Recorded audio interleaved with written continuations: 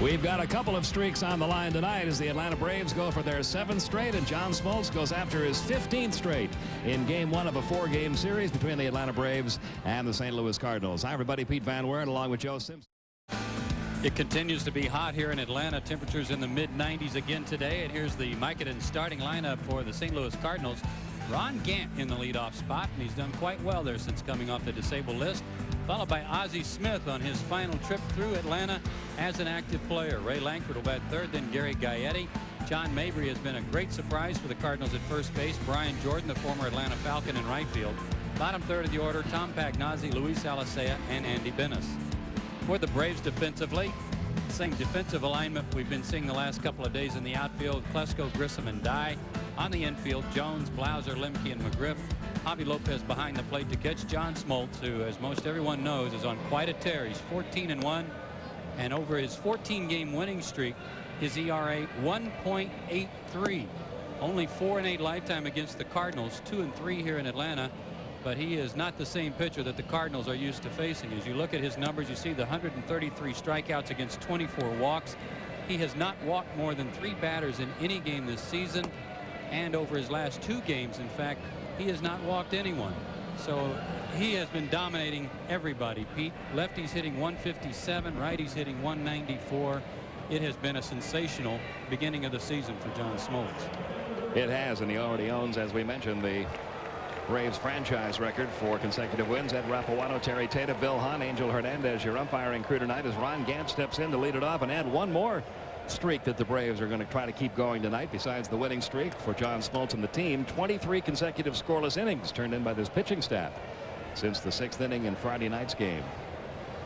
And the first pitch on the way to Ron Gant. First pitch swinging, fly ball deep left center field. Marquise Grissom looks up. There goes that streak of 23 straight scoreless innings on the first pitch tonight from John Smoltz. 8th homer of the year for Ron Gant. 1-0 St. Louis. Second time since Gant has moved into the leadoff spot that he has led off a game with a home run. He did it in the first game on his return from the disabled list. And I have a feeling he just decided he was going to look fastball first pitch and jump on whatever was close. Got one down the middle and see it. He has done some damage to the Braves since leaving this ball club. 1-0 St. Louis on the Gant homer, and now Ozzie Smith, who announced his retirement. A little bit of a controversy in St. Louis last week. He did not have the nicest things to say about his skipper Tony La Russa. And although I don't think they really patched things up, they've gotten things out in the open. They say let's just forget about it and get on with the season. Ozzie a little upset because he felt he had outplayed Royce Clayton and deserved more playing time than Royce Clayton, which he hasn't gotten this year. Here's the 1-1.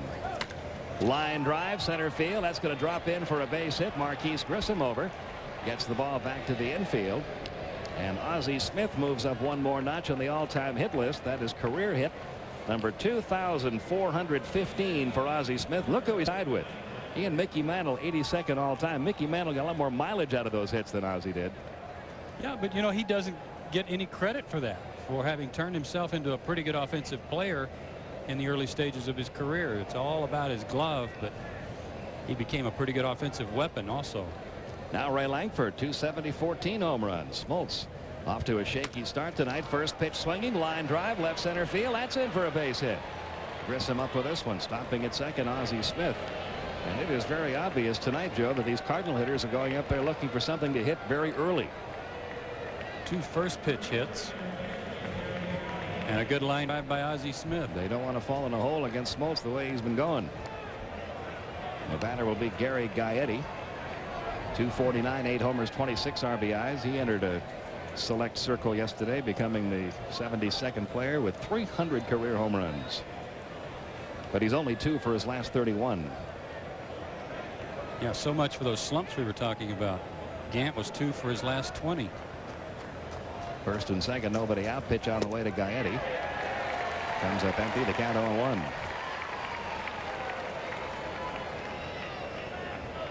Cardinals a game under 500 for the year, but that's good enough to have them just 1 percentage point behind Houston in the National League Central Division.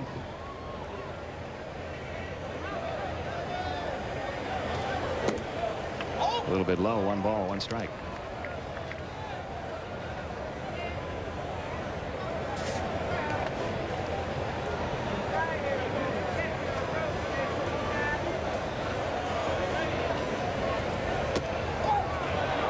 Gets by Lopez. The runners are going to advance. Ozzie Smith over to third. Roy Langford down to second.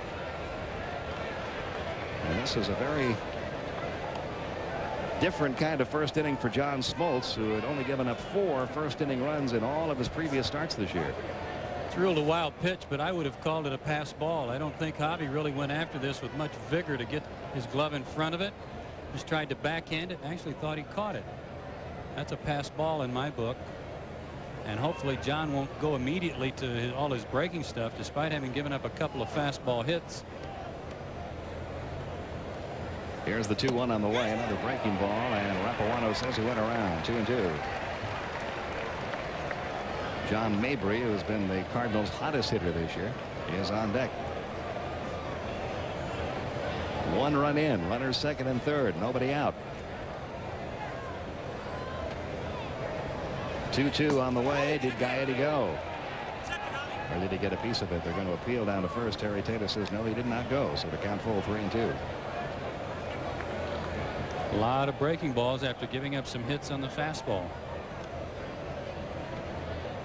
But the fastball has been the pitch for John Smoltz this year. He can't go away from that just because he gives up a couple of hits early. It's been the key for him. He's established it early and hadn't messed with the breaking ball or the split finger pitch much early. 3-2, and he walked him. Still nobody out. Bases loaded here in the first inning.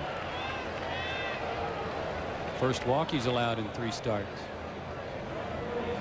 John Mabry has been a very, very pleasant surprise for the Cardinals this year, as he steps in with a .332 batting average, 5 homers, 32 RBIs. Mabry currently 7th in the National League in hitting.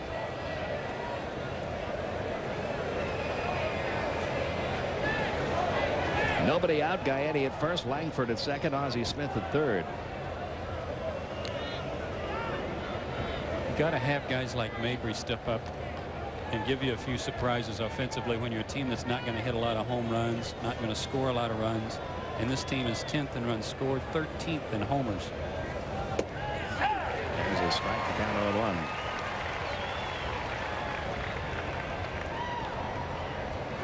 That's why they went out and got guys like Ron Gant. They didn't expect him to go on the disabled list with a hamstring for 6 weeks.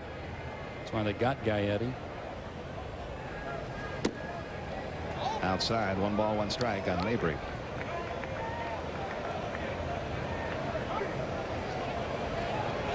Smoltz trying to get out of this with as little more damage as possible. Braves will take a double play here. They'll concede a run if they can turn 2. Fouled off by Mabry. 1 ball, 2 strikes. Well, and another thing that John's got to do in this first inning with the Cardinals jumping on him right away is not get in a big hurry. Gather himself a little bit, take a deep breath, get back into a rhythm that he's been accustomed to, and try to get out of the inning, as you said, Pete, without any more damage being inflicted. Here's the 1-2 on the way, and there's no, he didn't hang on to it. It was a foul tip. Lopez had it and dropped it, so it's still 1-2 on Mabry.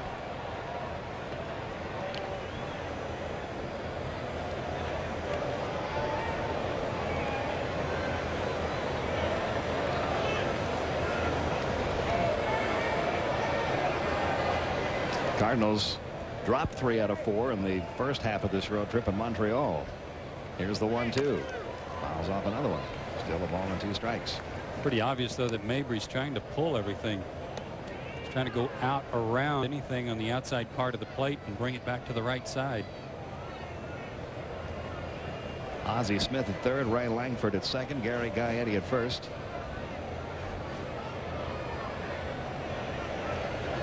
Nobody out. The 1-2. There's a strikeout, and now Smoltz with a chance to get out of this with only the 1 run scoring. If he can get Brian Jordan to hit into a twin killing. John's mode of operation here recently has not included a lot of strikeouts early. He's acquired a bunch in the middle innings and later on in the ball game. Tonight, it really is a necessity for him to get a strikeout. He needed that one badly against Mabry. Jordan at 265 with 5 home runs. He's only grounded into 2 double plays. He gets down the first baseline about as quickly as any right-hand hitter in the league. And there's a base hit left center field. It's going to get 2 runs in.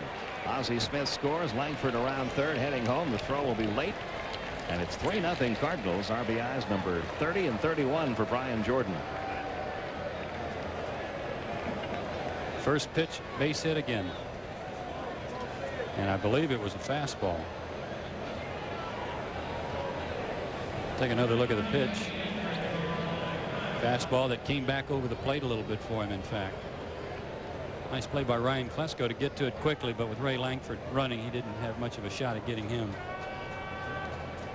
So one of the biggest innings of the year off Smoltz. And still only 1 out for Tom Pagnozzi, hitting .322 with 4 home runs this year. Pops up the breaking ball, first base side, foul territory. McGriff, after a long run over near the Braves dugout, can't get to it. And the count 0-1. John Smoltz in his last start, Pete, wasn't there a great number of first pitch strikes, like of the hitters he faced 24 of 27 or something like that? Yeah, it was an incredibly high percentage. And if the Cardinals advanced scout, you know, was paying attention to that, he could have passed that along to the Cardinals coming in, and they could have been ready for this. They have been very aggressive. And it's paid off. 3 runs are in. Runners first and second, 1 out. Here's the 0-1. Breaking ball missing. 1 ball, 1 strike, and Pagnozzi. Something else in their team meeting, Dave Duncan could have been a guy that was instrumental also. He's their pitching coach, but he is a big proponent of first pitch strikes and the success ratios and how high they are for pitchers when you get ahead in the count that first pitch. Here's the 1-1. Caught the outside corner, 1-2.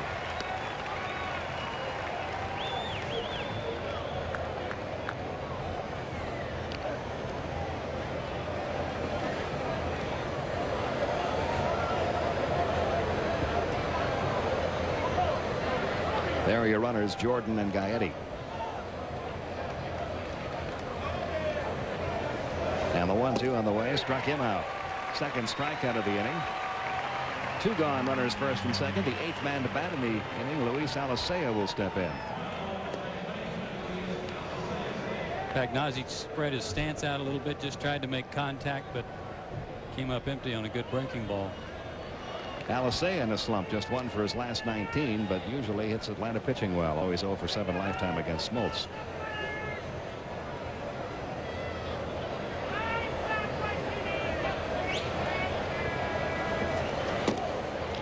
Ball 1, 9 away.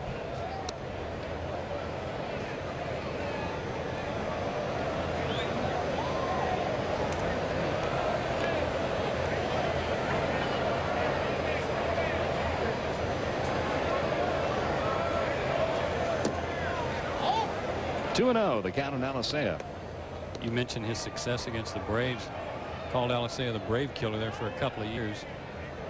Triples. He hit more triples against the Braves over that stretch. And pulled the ball more than he had against any other team.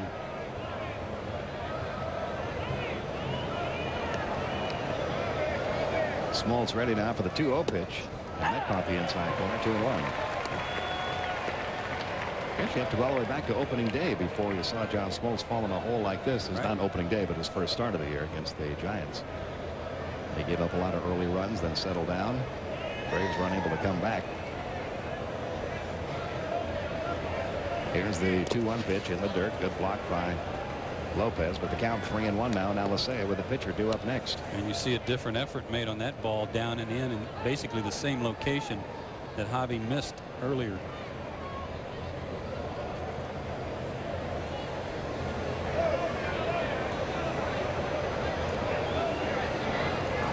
Here's the 3-1 delivery. Bounces 1 foul on the right side. Full count 3-2. The runners will be off and running on this one.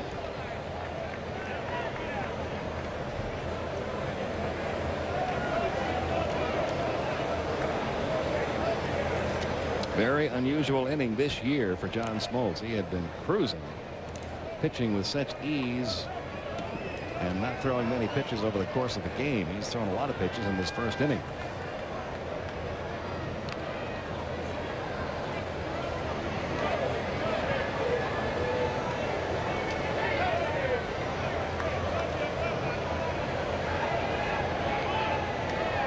Pitcher on deck. He knows he's got a little room to work here. Runners go. 3-2 pitch. He walked him on the check swing. No, he didn't. He went around, says third base ump Angel Hernandez. Alicea is a strikeout victim, so Smoltz strikes out the side, but also gives up 3 first-inning runs. And the Braves will have to come from behind if the winning streak is to continue for John Smoltz.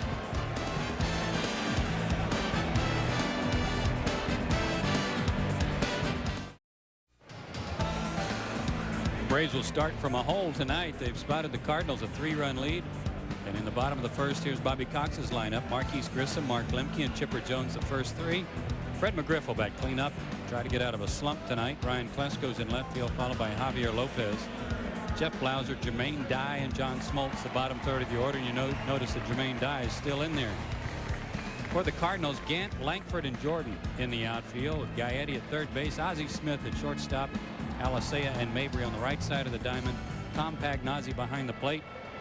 For Andy Bennis, who's 28 years old, 6'6", 245 out of Evansville, Illinois. Lately, he has been a better pitcher. He has not had a lot of runs to work with all year long, an average of only 3.7 runs per start. Lifetime 3-10 against Atlanta. You can see lately he has been pretty tough. Marquise Grissom leading off for Atlanta, fouls back the first one 0-1. Grissom at 285 for the year. Hit safely in all 3 of the weekend games against the Giants. 1 ball, 1 strike.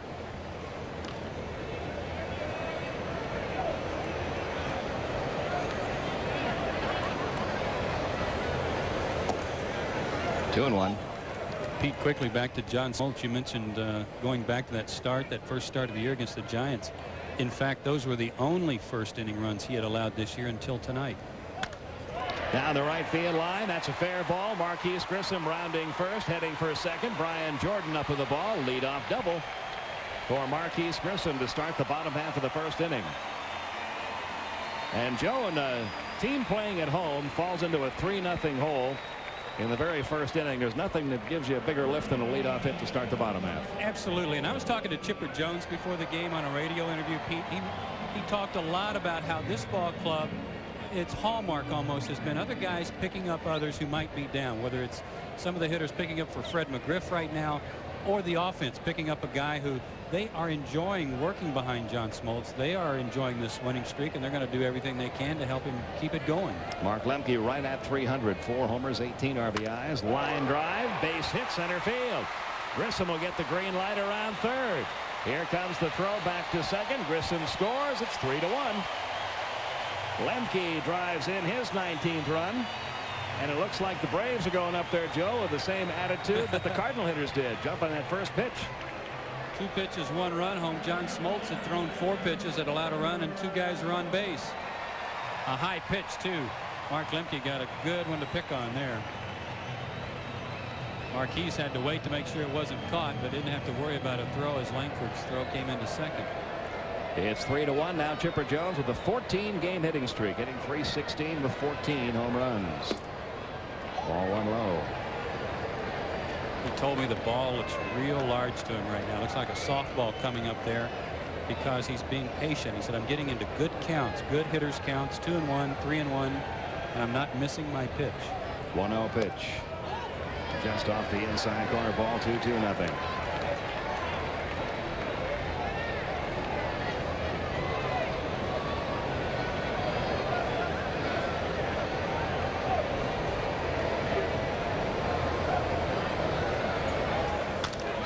Grounded toward first, fielded by Mabry. His throw to Ozzie Smith in time. The throw back to first, not in time, but did you see the throw Ozzie Smith made?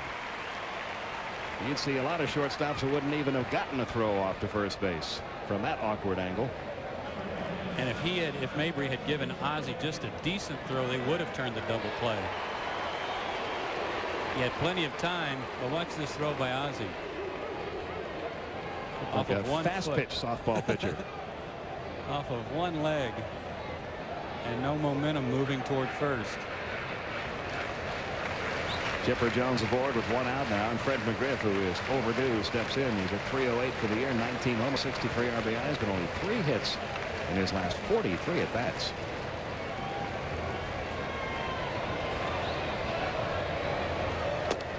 Takes a strike on one.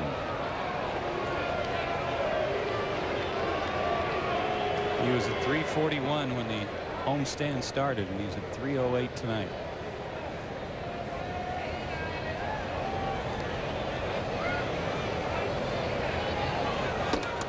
Boy, he had a cut at that high fastball. Didn't come up with it, though. Nothing in two. Skip and I were talking about this yesterday, though, Pete. He's not striking out that much. He's putting the ball in play and hitting a lot of hard balls for outs. And give the pitchers some credit. They've been making a lot of good pitches to him during this slump he's been in. He's been getting a lot of the balls off the handle, not off the fat part of the bat. It's true.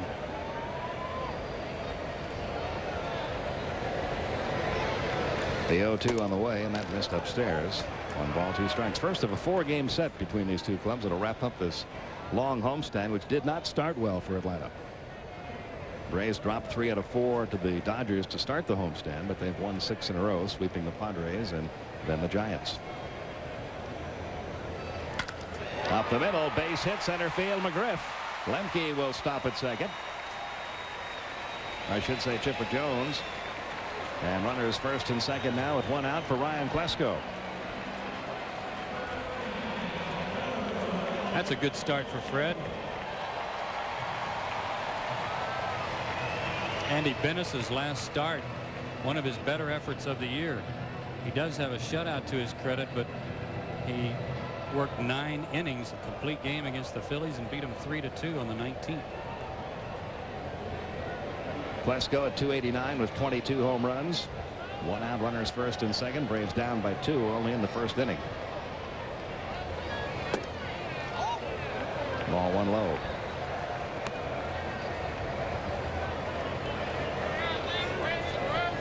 Klesko with 22 home runs. Henry Rodriguez of the Expos hit his 24th today for Montreal. Sammy Sosa leads the league with 25. Count 2-0. In fact, Rodriguez hit another one, Pete. They're tied. So he's tied now with Sosa.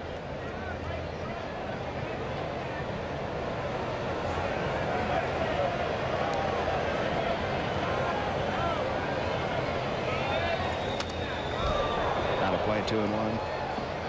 Good cut. Ryan's balance was pretty good on that. His follow through showed you that he was on the pitch, and his weight kind of took him. His follow through kind of took him across the plate instead of away from the plate. He was right on it. McGriff at first, Chipper Jones at second. 1 man out, 1 run in.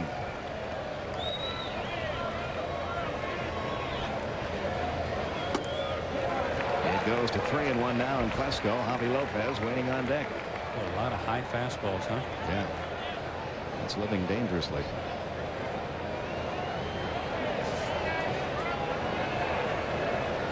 One of the better pitching coaches in the game right there in Dave Duncan. Here's the 3-1 on the way, and the breaking ball is ripped into right field for a base hit. Chipper Jones will be given the red light at third. Bases loaded. Good strong throw by Brian Jordan.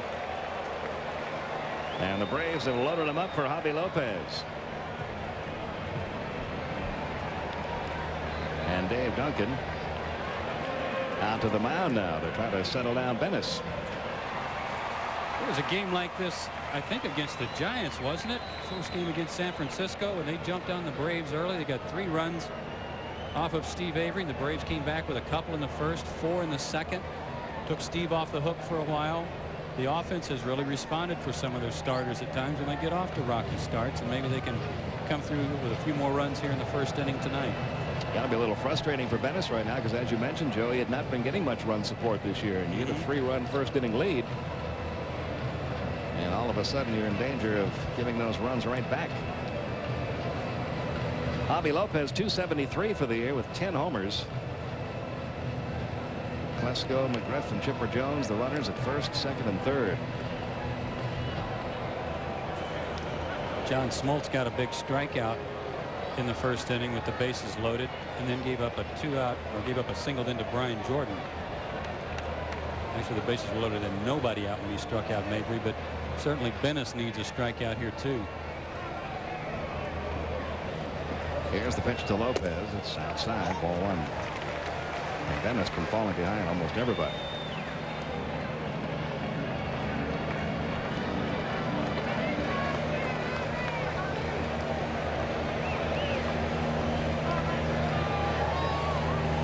The 1-0 on the way right through there for a called strike. 1 ball 1 strike on Lopez. Wouldn't you like to be a fly on the wall for that conversation right there? You know, Greg Maddux talks a lot to Clarence Jones about pitching. He'll ask him things like, if you were hitting in this spot, what would you be looking for? Trying to get an idea of how hitters think. And it's not an uncommon twosome to see chatting in the Braves dugout.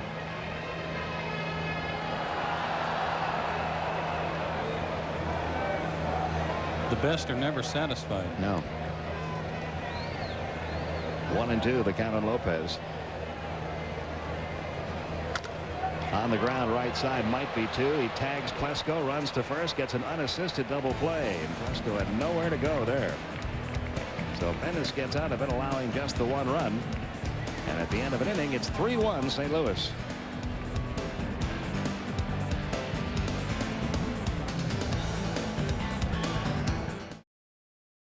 Up against John Smoltz, who has given up runs in the first inning for the first time since his first start this year.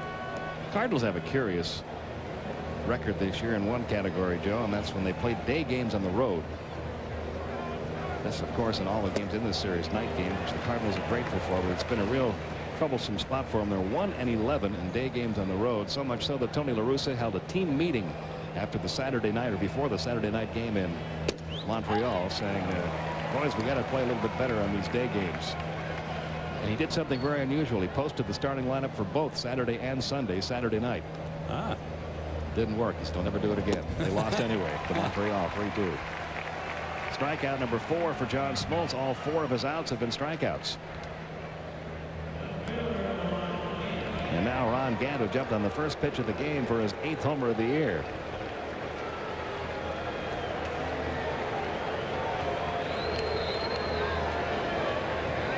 Let's see what he gets first pitch this time around. It was the 2nd home run he's hit against the Braves this year, and his 5th career homer against Atlanta since departing from the Braves. Strike at the knees, 0-1.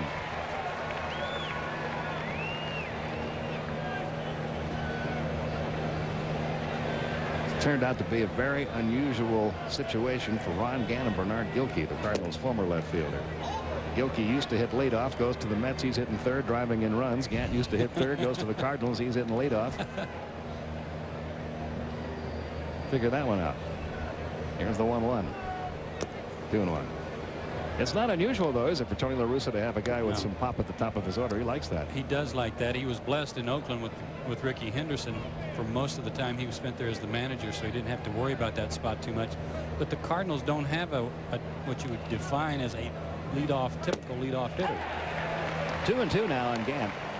That's why he moved Alicea into the 8-hole, because he'd rather have Alicea down there with some speed and maybe get on, bunt him over, and then have a guy at the top of the order with some pop that can drive in those guys at the bottom part. Here's the 2-2 on the way. Full count 3-2. He tried the breaking ball down and away, and Gant wouldn't go after it. They tried Royce Clayton in the leadoff spot, but Royce struck out too much. He's not playing tonight, but he has struck out 50 times in 236 at bats. 3-2 pitch. Just missed outside. Second walk issued by Smoltz. And now Ozzie Smith, who is now tied with Mickey Mantle for 82nd on the all-time career hit list. How about that? Isn't that something? He's got all the Gold Gloves and all the All-Star appearances, but tonight he ties Mickey Mantle. And you're right about him learning to be a good hitter at the major league level. When he first came up with the San Diego Padres, he was all glove, very little bat.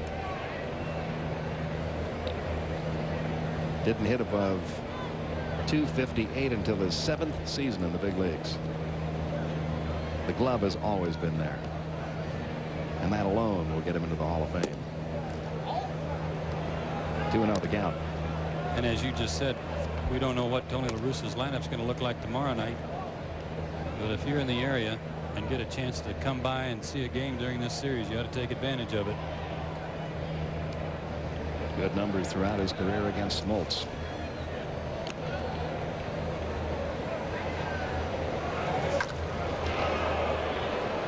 Two and one. I'll tell you something else that's fun.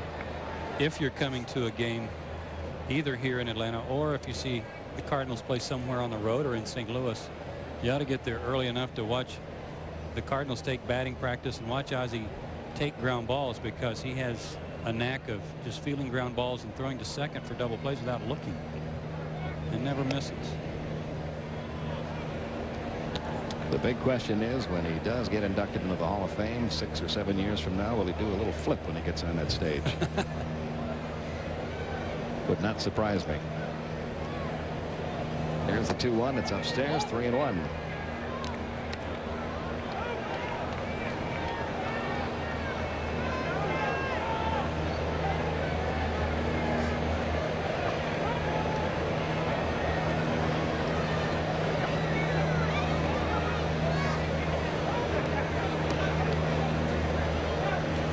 Three-one pitch is hit high in the air to right.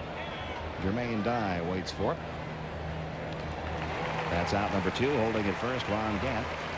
And that'll bring up Ray Langford, who had a base hit and came around to score in the first inning.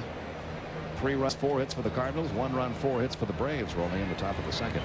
And I think if John can get Langford here and get out of this inning without having allowed a run, you'll see a much more relaxed and aggressive John Smoltz in the 3rd inning. Some pitchers will tell you that giving up a home run to the leadoff hitter in the 1st inning is sometimes the best thing that can happen to him. Kind of a wake-up call that this team is just not going to come out here and take. Ground ball toward second. Lemke down on one knee, over to McGriff. And that's all for the Cardinals in the second. Bottom half of inning 2 coming up. St. Louis leads it 3-1.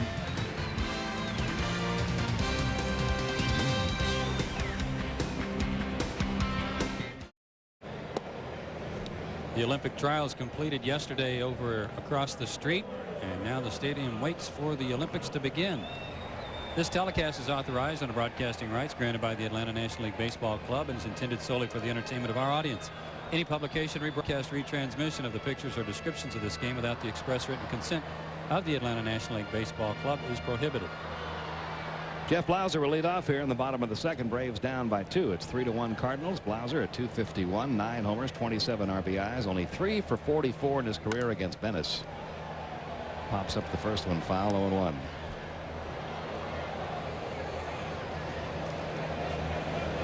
He'll be followed by Jermaine Dye and then John Smoltz. Into shallow center field. Langford coming on. He's got it, 1 down. Ray Langford has not committed an error this year in center field. Not only that, he hit the longest ball in Busch Stadium since they started keeping track of distances back in '88 at Busch Stadium, and then later hit the longest home run ever hit at Coors Field. He hit it into the upper deck in right field. Well, they measured that one at 480 some feet. Here's Jermaine Dye, .333, 4 homers, 9 RBIs, 5-game hitting streak. At the knees, 0-1.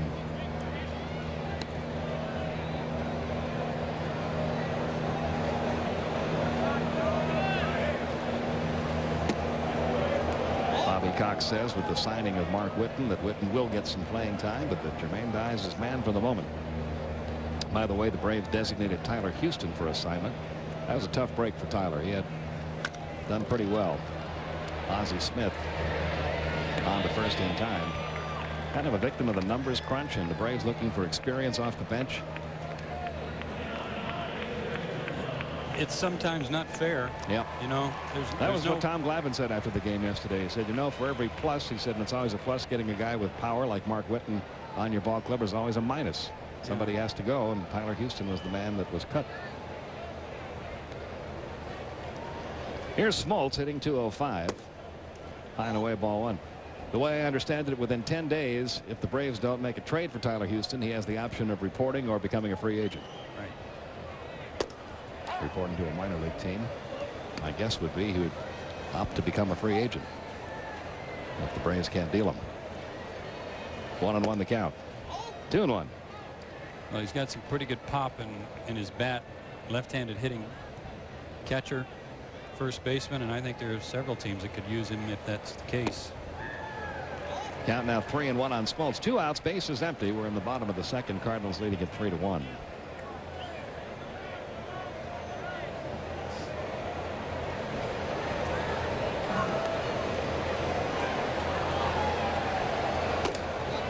And John Smoltz draws a walk.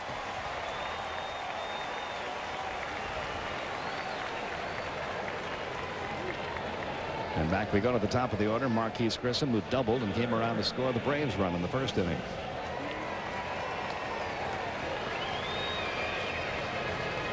Venice has allowed 13 home runs this year, 6 to lefties, 7 to right-handers. Left-handers hitting .278 against him. Looked like a little disagreement out there in the mound during that meeting between Pagnozzi and Venice. Very disgusted with himself after the walk, either with himself or with his catcher, whatever the case might be.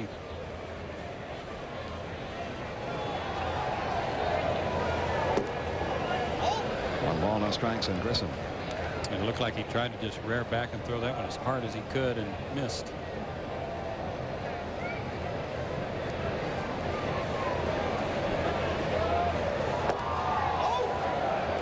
They will field the first. He went. 1 ball, 1 strike.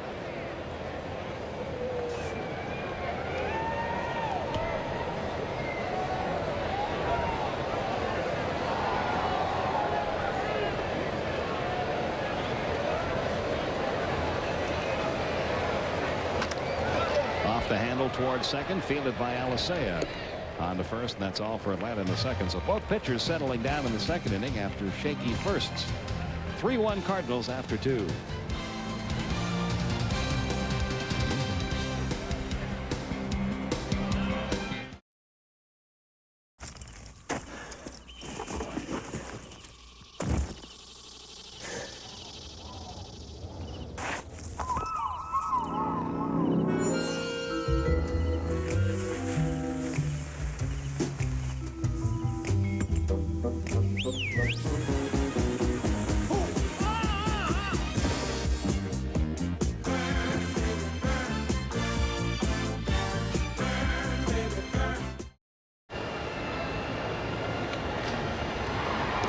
Top of the third inning, time to take a look at the Rogaine leaderboard.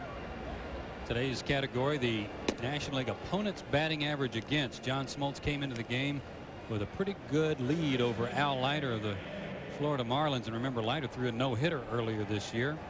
Steve Traxel, and that surprises me a little bit, of the Cubs in third place. Any word on Mike Grace of the Phillies? Have you heard anything about his shoulder? And it's not good. It's sounding like he might not be able to pitch the rest of the year after getting off to that sensational start. I think he had 7 wins, including a shutout of the Braves. Yeah, they didn't need that. Gaetti walked in the first inning. He leads off here in the third. Cardinals up 3-1.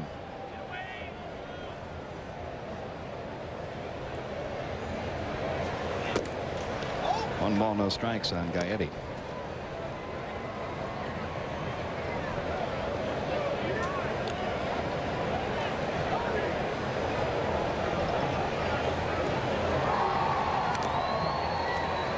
That evens the count, 1-1.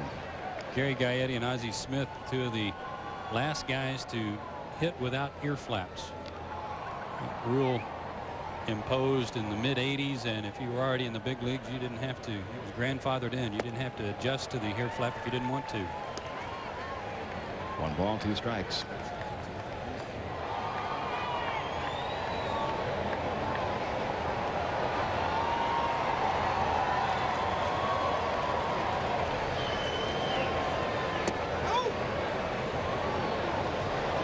No swing, says Terry Taylor. 2-2.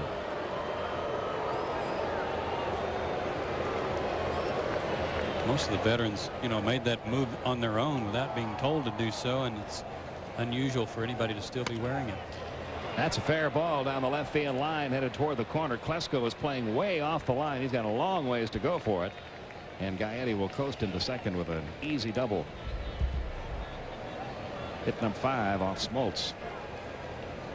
He threw him a lot of breaking balls the first at bat, and threw him a couple in the early part of this pitch sequence before Gaetti one-handed that one over the bag.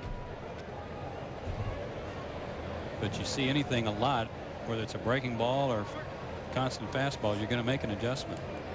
That'll bring up John Mabry, a strikeout victim in the first. 5 hits now for the Cardinals off Smoltz. Inside corner, 0-1.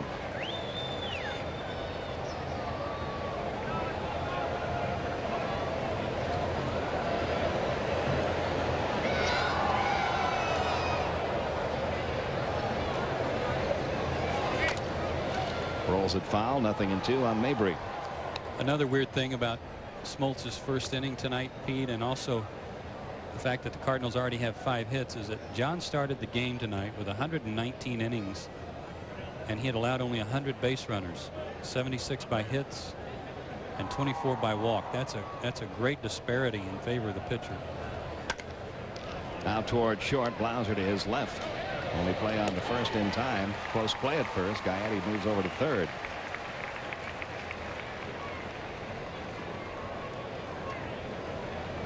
And the batter will be Brian Jordan, who singled into in the first inning.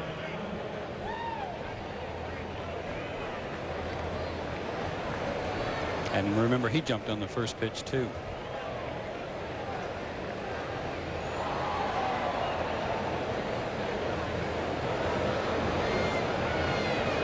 Infield in for Atlanta with 1 out, runner third. First one upstairs, ball 1.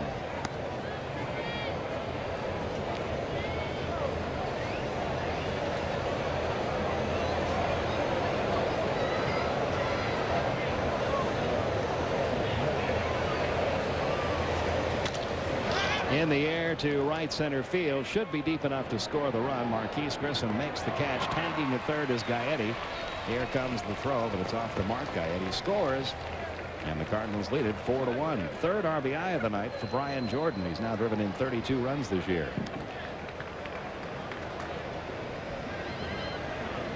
I couldn't tell what the pitch was, but it looked like he wasn't trying to kill the ball, just make sure he got it out of the infield, and certainly got it deep enough for the sacrifice fly.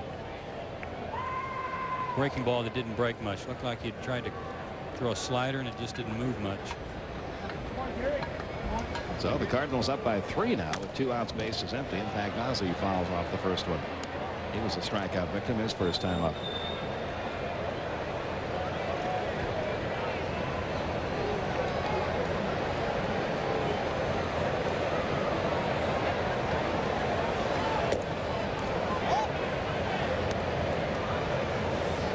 I think if you asked Tom Pagnozzi if he could wish for any one thing for the rest of the year, what it would be, he would say just stay away from injuries. He has been banged up the last couple of years, including some time in the DL this year with a bad wrist. 2-1 the count.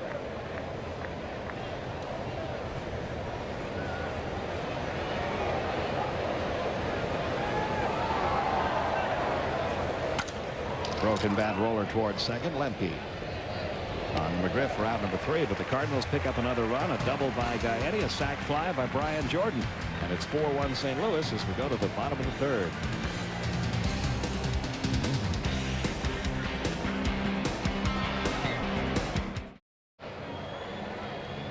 Four runs, 5 hits for the Cardinals. 1 run, 4 hits for the Braves.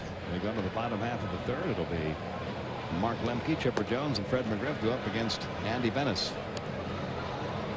Talking about the runs that John Smoltz has allowed this year when he's had some rough outings, and that first one in San Francisco when he got beat, we've talked about that. When he's allowed, this is the 4th time this year he's allowed 4 or more runs out of his 17 starts.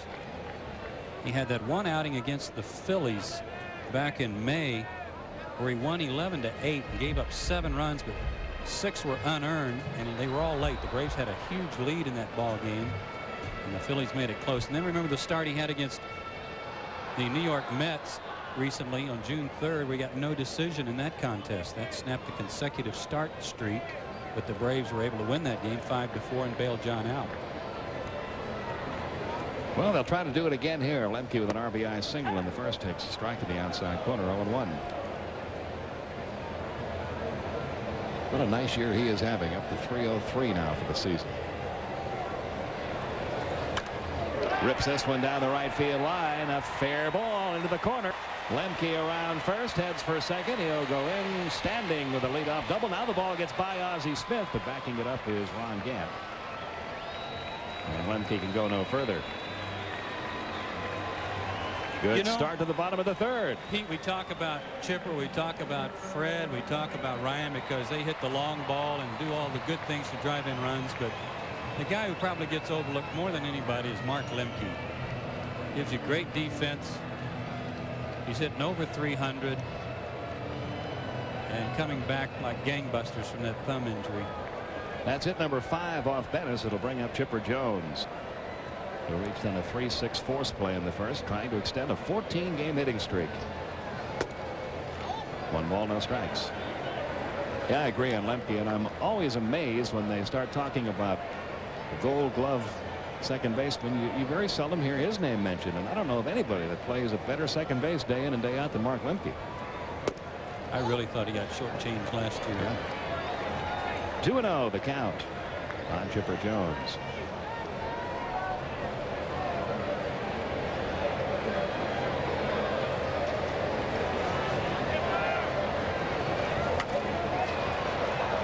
Play to the left, 2 balls, 1 strike. With the Braves' success against Andy Bennis in the past, these are the type of situations where when you're trailing already by 3 runs, you need to peck away at him, put him in some more trouble, make it a close ball game, and hope you can capitalize on some opportunities later that come along. 2-1 delivery, line deep center field. Going back as Langford makes the catch, tagging at second. Lemke is going to be a close play at third. He is safe. Had that throw been a little more on target, might have been a different story. 1 down. And a good idea by Mark. This was risky on his part. Chipper was trying to pull the ball to get him over to third base, and Mark decided that was good enough for him right there. Close play, but he beat it. You're right, Pete. That throw's on the money. They got him. Fred McGriff had a base hit in the first inning. Up there now, the runner at third, 1 out.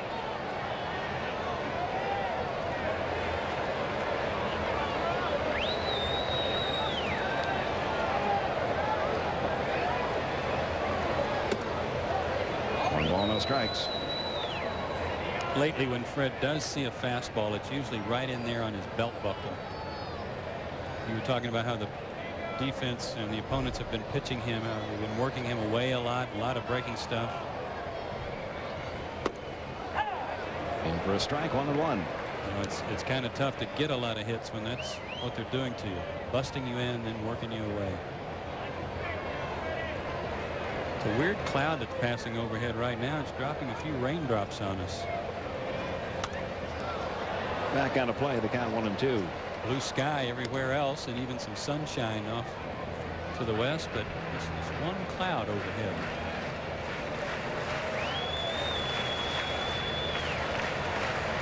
I think we're in for weather like this for the next couple of months. Warm and muggy and a chance of showers every day about this time. Here's the 1-2. Popped him up. Mabry called off now by Alicea. Look at that ball go back. Alicea almost misjudged that one. Was able to hang on to it for out number 2. The wind picked up a little bit too, and that cloud passed over. The flag starched out towards center field, and Luis did a good job just to hang with this one. It was hit a mile high. 2 gone. Runner at third now for Ryan Klesko. He had a base hit in the first inning.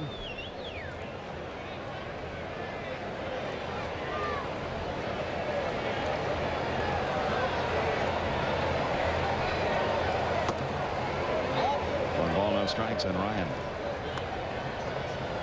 Braves will take that base hit again. He hit it so hard they weren't able to score a run on that hit, but they certainly could here.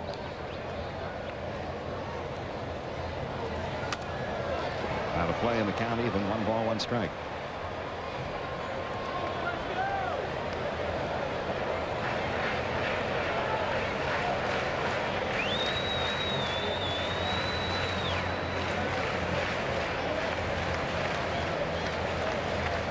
Two men out, Lemke at third.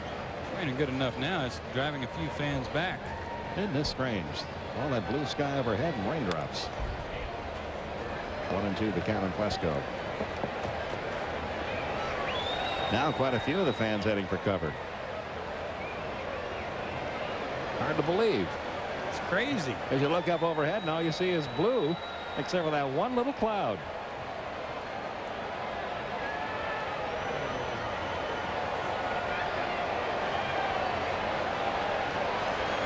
Here's the 1-2 in the way, and it's low and inside. 2 balls, 2 strikes on Ryan Plesko.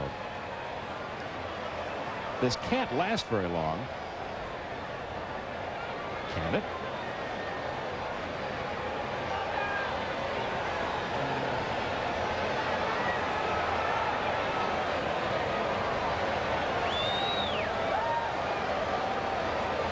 Hopefully it'll distract Venice enough he'll make a mistake. Ground ball, but Alicea makes a nice play, drops it, picks it up, recovers, and throws him out. And the Braves leave a runner at third in the bottom of the third. At the end of 3, still 4-1 St. Louis.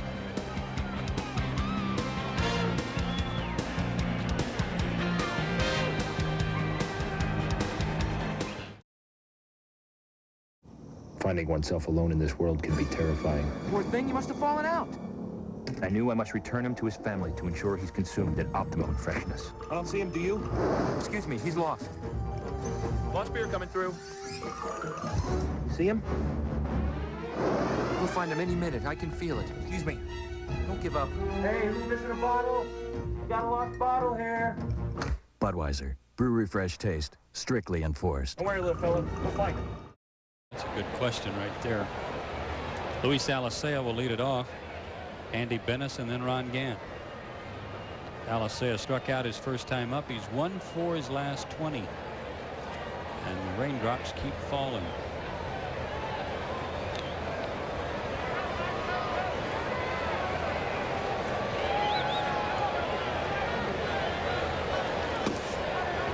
Smoltz has struck out 4 batters. They came in the first inning, and the leadoff batter in the second.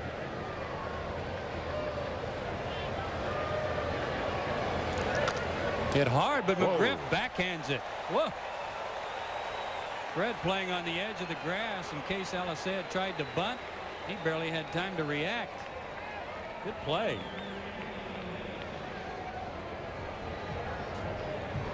Pulled it right toward the bag at first. McGriff with the backhand grab.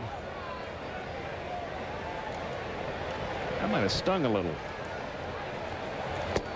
It's really coming down now, Pete. I can't believe it. Neither can Terry Tata. He kept looking up at the sky between innings as if to say, how can it be raining? The sky is blue for the most part. Bennis struck out his first time up. It's 1-1.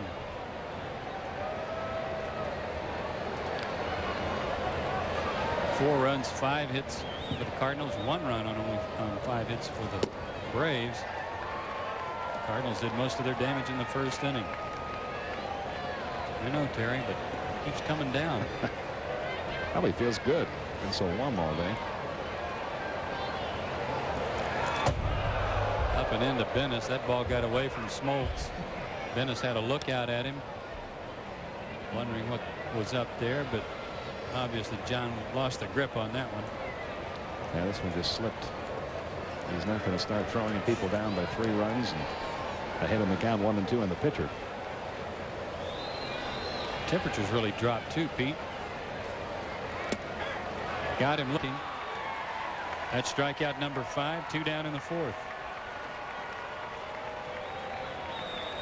Ron Gant hit the first pitch of the ball game over the center field wall. Cardinals went on to get 3 more hits and 2 more runs. They lead it now 4-1. See the catch Ron Gant made in Montreal yesterday? No. He's glad to be playing outdoors tonight. David Segui hit a ball off the roof in Olympic Stadium, and Gant caught it. It was in fair territory.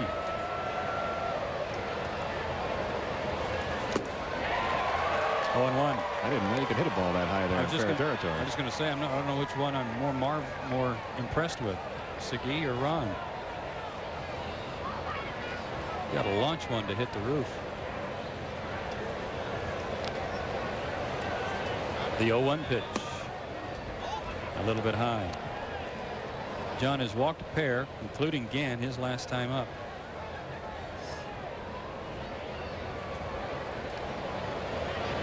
Braves come in having won 6 in a row, and they're up 4.5 on the Expos.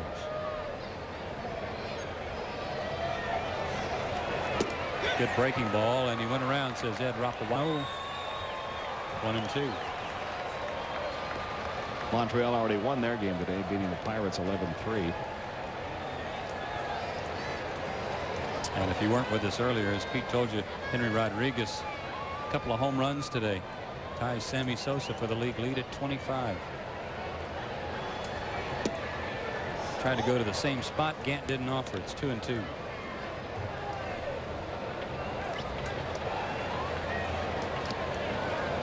Smoltz has not had a 1-2-3 inning, but he's 1 pitch away.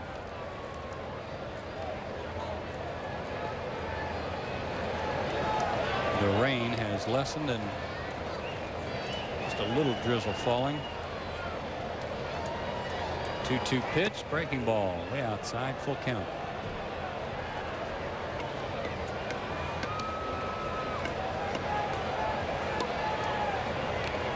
Looks like one of those paintings you buy when you go to Hawaii. Underwater with the spires coming up. And fish swimming through. Full count to Gant, 2 down. Fastball got him on the corner. 2 more strikeouts. He's got 6 on the night. That's a good sign for John. A 3-up and 3-down inning. We go to the bottom of the 4th, but still 4-1 Cardinals.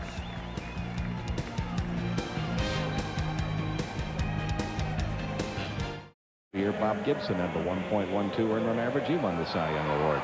You were all over that, weren't you? I knew that one. That was barely off the screen when you were already writing his name down. Some of the folks got a little wet here during the showers that passed through, but right now just a light drizzle falling. And Javi Lopez will lead off the 4th inning for the Braves. He hit into a weird double play to end the 1st. To Hopper off the glove of Gaetti. He'll try to catch the carom and throw him out. No way. A tough hop off the heel of his glove, and it'll go as a base hit for Javi Lopez. Good recovery though by Gaetti. He had the right idea here when it kicked off the heel of his glove. Barehanded grab, and in the same motion throwing on to first, trying to complete the play, but too late. Bases loaded, 1 out in the 1st inning. Lopez hit a grounder to Mabry at first base, and he had Ryan Klesko trapped. No place for Ryan to go, so he tagged Ryan and then stepped on the bag for an unassisted double play. Jeff Blauser popped out to center his first time up. 1 for his last 14. He's averaged at an even 250 now.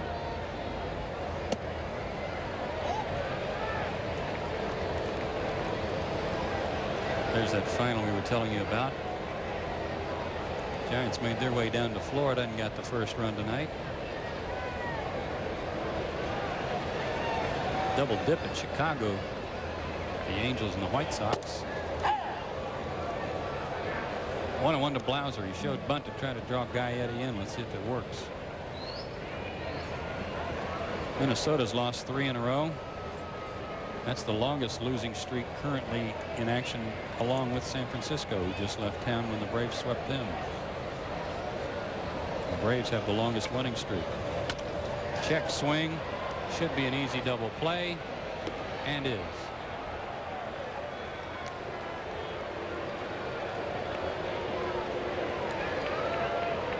Braves getting some base runners tonight, Joe, but can't do much with them. The double play hit into by Lopez with the bases loaded in the first inning. This one Taylor made after a leadoff hit. That check swing, when you're not moving out of the box, you got no chance to beat that out at first. Yeah, that and the fact that they didn't get Lemke home from third base with one out, that may come back to haunt him too. Jermaine Dye grounded to short his first time up. He's hit in 5 straight.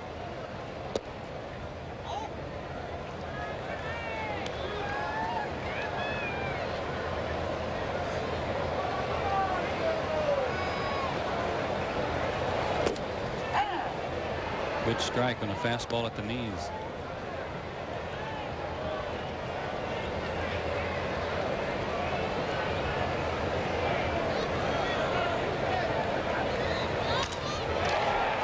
Fought it off, and he's going to get a base hit. Pete, one of the first things teams try to do against a player they don't know much about is they try to find out if you can handle a ball inside. They'll go in and out on you. They did that to Jermaine in this at bat, and he fought this pitch off. Well, he's got 2 things going for him. They'll try that, and they'll also try some breaking balls away and see if he can get those. He's a good breaking ball hitter, and he proves here he's quick enough to get around on an inside fastball. Broke his bat, but he's strong enough to drop it into left field. And he's now hitting 6 straight. John Smoltz will try to help himself out here. 2 out. He drew a walk with 2 out in the second. And he has 8 RBIs on the year and a couple of doubles. Steve Avery leads the staff with 9. And the National League, obviously. That's amazing. There are entire years that go by where the entire pitching staff doesn't have 8 RBIs in a year, or 9.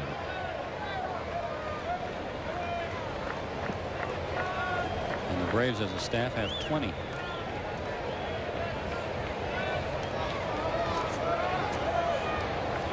Dye has good speed. Keep an eye on him, even with Smoltz up there. Hit hard and a base hit to center. That'll keep the inning going. And were it not for the double play, the Braves would be in real good shape. Well, they had a first inning where they scored only 1 run with 4 hits. Now here in the 4th inning, they've had 3 hits without a run scoring yet. It's going to take another 2-out hit to do any damage here. Grissom got the Braves started offensively tonight in the bottom of the 1st. He doubled into the right field corner. Scored the only run of the night so far on a base hit by Mark Lemke. And then got jammed his last time up, hit a ground ball to second. But hitting .333 over his last 16 games coming in.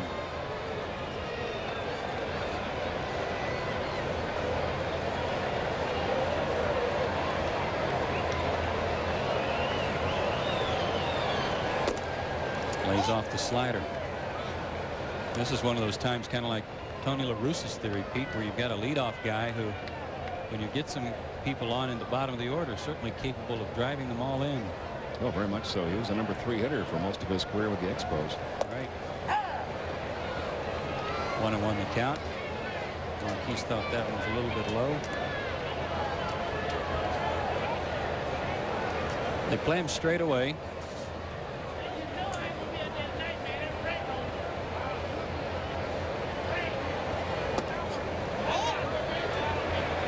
Pretty good hole for him on the left side of the diamond. Gaetti pretty close to the line, and Ozzie Smith playing up the middle.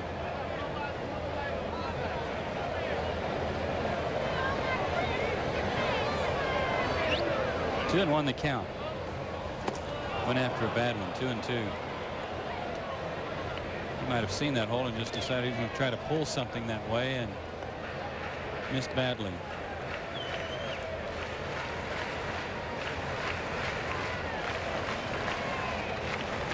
Braves have already stranded 4 runners, and there's 2 out there right now. Oh, did it hit him? Did everything but hit him. Full count. Just kept riding in on him. I don't know how he got out of the way. I don't either.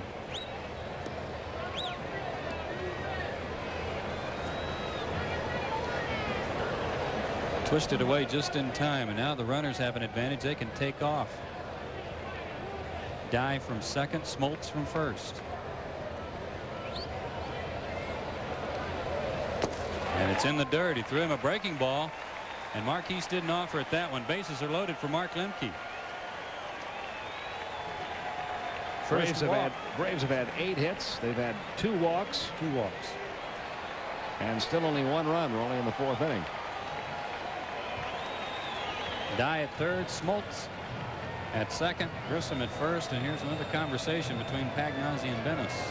I was just thinking, Joe, when you were talking about the Giants losing 3 in a row here, the longest current losing streak in the National League, they can go down to Florida and they can say, well, we had to go into Atlanta and we got shut out twice, and people will shake their head knowingly. If you're the Minnesota Twins, you're playing tonight, so we were just in Detroit and we lost 3 in a row and got shut out twice. People are going to say, what? 2 different reactions to the same result. Well, Mark Lemke's the guy you want up there tonight. He's 2 for 2 with a double off of Bennis. Bases loaded. And a little slow roller. Mabry's going to have to hurry. Good toss in time. The inning over. Braves strand 3 more runners. That's 7 stranded already through 4 innings. And it's still 4-1 Cardinals.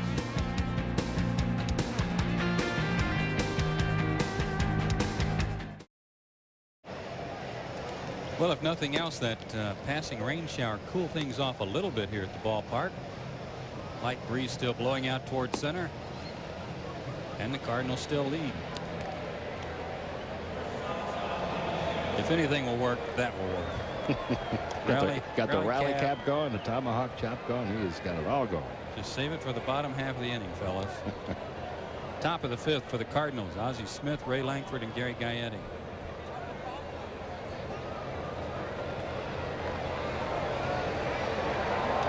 Ozzie 1 out of 2. He singled in the first, scored a run.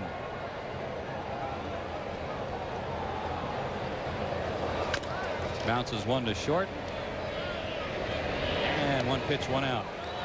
Still gets down the line pretty well for a 41-year-old dude, doesn't he? Yes, he does.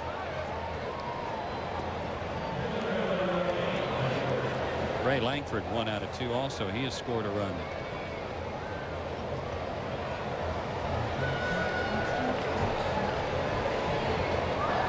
Mark Whitten, now that he's with the Braves, still in the top 10 in the league among strikeouts.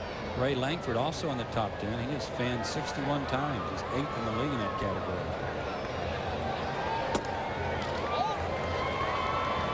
One and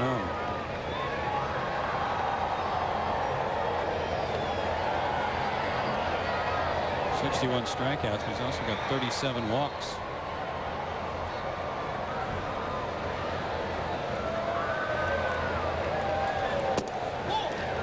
Two and 0. Leads the Cardinals in games, home runs with 14, runs scored, RBIs, total bases. Second on the team in hits and steals. 2-1. Strikeouts have always been a problem for him, though. He struck out over 100 times each of the last 5 years. He led the National League in strikeouts in '92. And then he got a little better, didn't he? From yeah, he went from 147 to 111, 113, 110 the last 2 years. 2-1 pitch, breaking ball, good one. 2-2. Nothing real complicated about Ray Lankford's swing. He stands very straight at the plate, very strong in his upper body, and he just holds his hands high and drops the head of the bat down on everything. Tomahawks everything. Hits that one hard, but right at Lemke. Second time tonight he's done that. 2 out in the 5th. Smoltz has retired 8 in a row.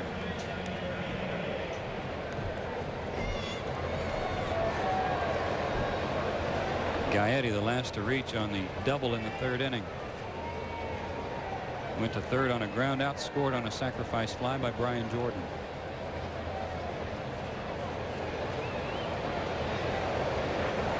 Braves have out hit the Cardinals 8-5. And John's just got to keep doing what he's doing. Hold the Cardinals and give the offense a chance. But they keep blowing opportunities to get back close to the Cardinals. Good cut by Gaetti. 1-1.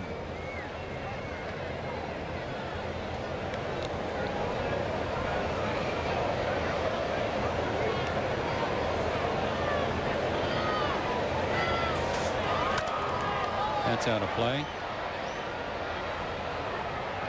Just when Gaetti giving everybody the impression he was just about done.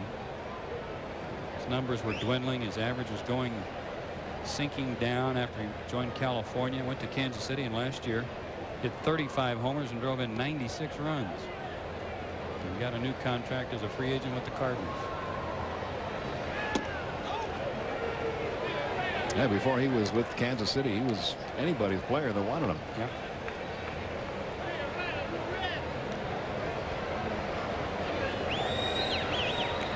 Two pitch. Breaking ball. He tried to stop his swing and did. Full count.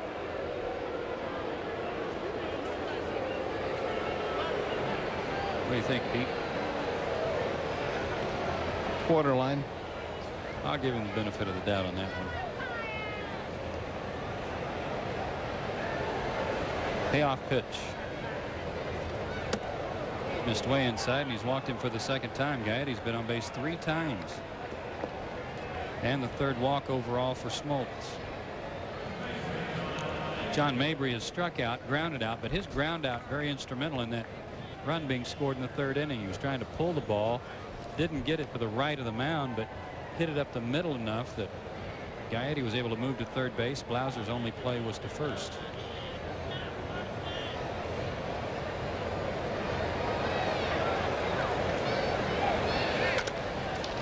In the hole, and Lemke can't get it. Gaetti stops at second, and Mabry has his first hit of the night. This infield always very quick, but maybe even quicker now with the rain that fell earlier. See it throwing up a little rooster tail out there in the outfield too. And that brings up Brian Jordan. He has driven in 3 of the 4 runs for the Cardinals. That dirt surface of the infield very hard right now. Yeah, that one seemed to pick up a little speed when it hit the skin part. First and second, 2 out. A walk and a single, and Smoltz is in the suit again.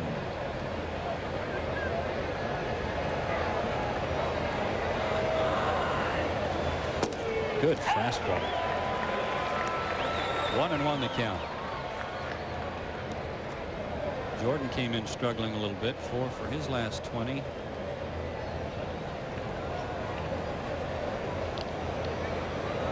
That's why he's got 3 RBIs already tonight. He's not missing opportunities to get runners home. A little low. 2-1. The 3 walks tonight by Smoltz matches a season high. He's done it 2 other times.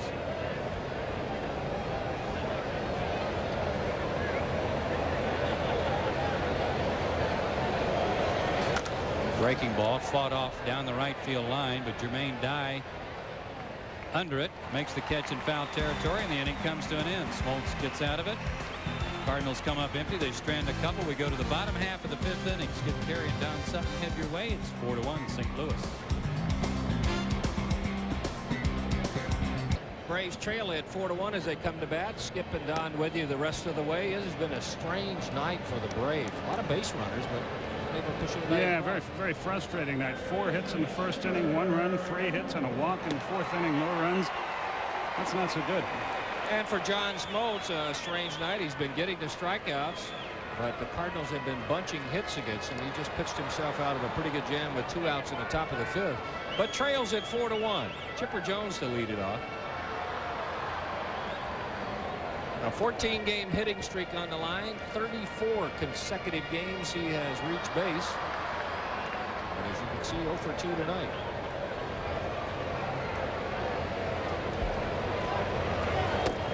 Dennis's breaking ball is wide, and it's 1-0.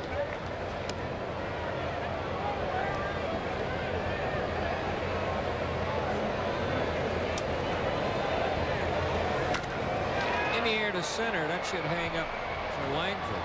In a couple of steps now, backpedaling a little. And Chipper Jones goes quietly to lead off the 5th inning. And Fred McGriff will be the hitter. McGriff 1 out of 2, a single. And he popped the second. Almost got a break on that pop up the second. It was just before the rain came, and it was a wind blowing pretty good from the third base line toward right field, and Alicea almost lost it.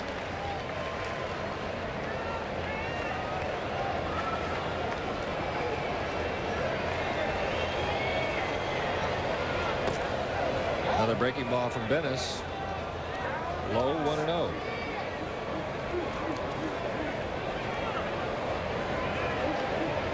McGriff 4 out of his last 39. That is high and deep to right field, and caught. A good play by Brian Jordan. He didn't panic. He went right to the wall and made the catch, and McGriff comes away a foot or two shy. That really is an outstanding play, and when you're going good, this ball sneaks over. When you're scuffling, as Fred has been recently, you don't get quite enough of it. He found the wall and timed it nicely. If you get too close to that wall, when you start to jump, it bangs into your shoulder, but he played it right. Good play for Jordan. Here's Ryan Klesko. He's single, and he's grounded to second. He takes strike 1. Grissom led off the game with a double. Lemke single. Chipper Jones grounded into a fielder's choice. McGriff and Klesko single, but Javi Lopez grounded into a double play turned by Mabry at first. 1-1 to count. Part good play by Mabry, and part a little bit of a base running confusion by Ryan Klesko.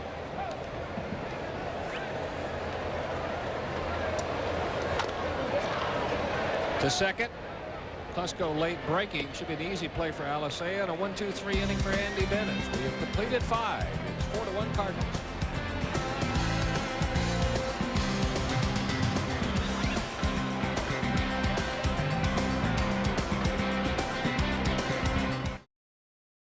Smoltz a bad first. Andy Bennis a bad first.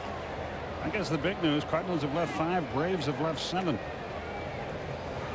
Mark Lemke, the hitting hero, and Gant and Jordan have done the job, 4 singles.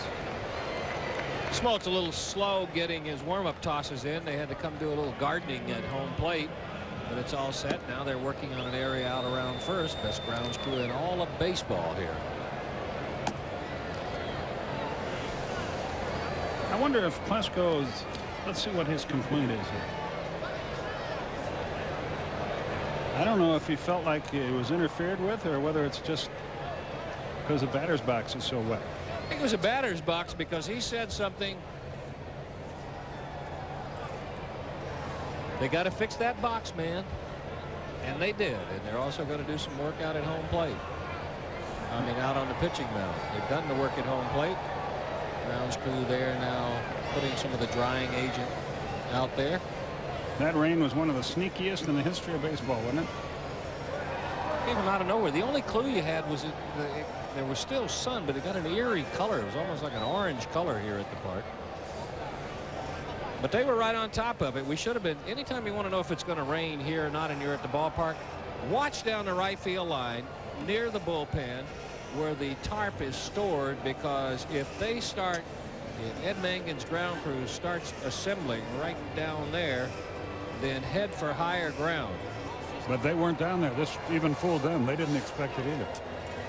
And they're still doing a little work. I want to say hello to Merlene Hare down in Albany, who's a big Braves fan, also a big Statler Brothers fan. I suppose you've been watching the show on TBS about country music, being the big country music fan you are. Honesty compels me to report that that is not my critique.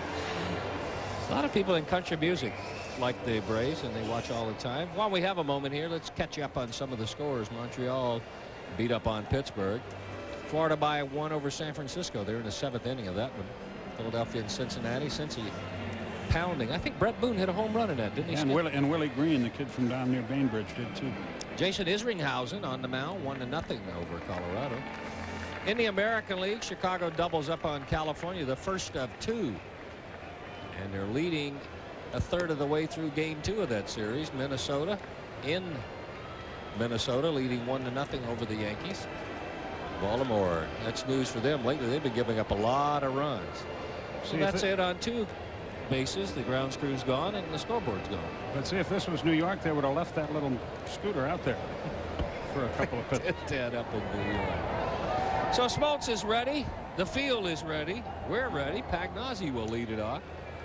Luis Alicea to follow, and Andy Bennis in the 3rd spot.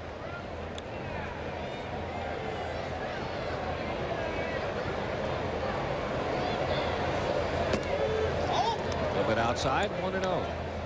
4 runs on 6 hits for the Cardinals, 1 run on 8 hit for the Braves.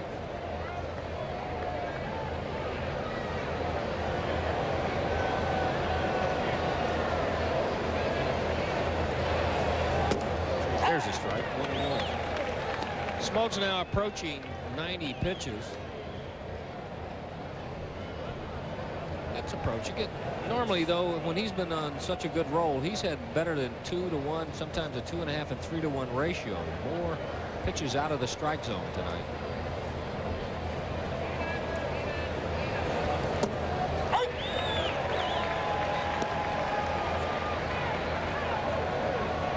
One and 2 the count.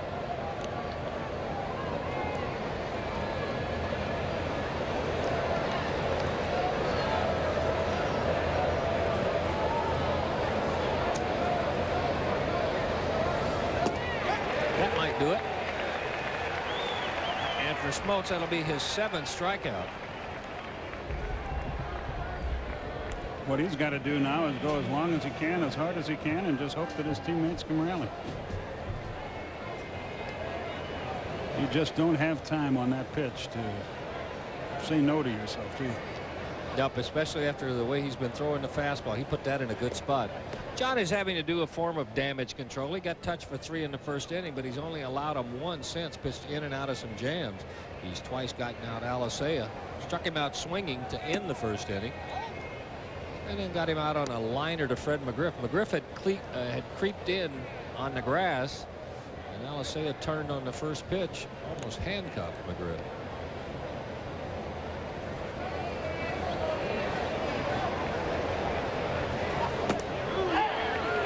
On the outside corner, 1-1.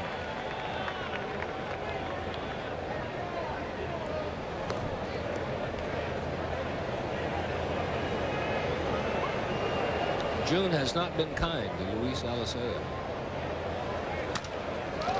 Might be this time, though. A little looper, scored her off the end of the bat. A topspin lob single. Hit number 7 for the Cardinals. And they'll bring up Andy Bennis, who probably will be asked to bunt him along.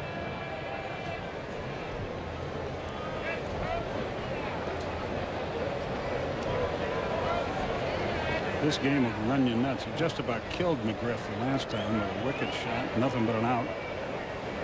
Here he hits one right off the end of the bat and dunks it in there. Not every out is on a good pitch. Not every hit's on a bad one. Good looking bunt. It'll be sacrifice number 5 for Bennis. Alicea moves up 90 feet.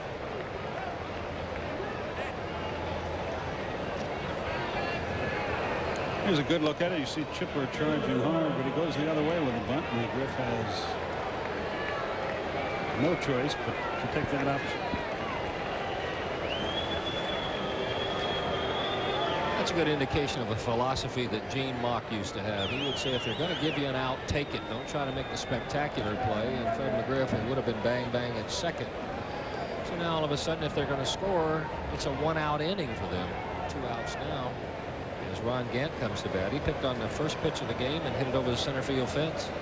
His 8th homer, his 29th RBI of the year.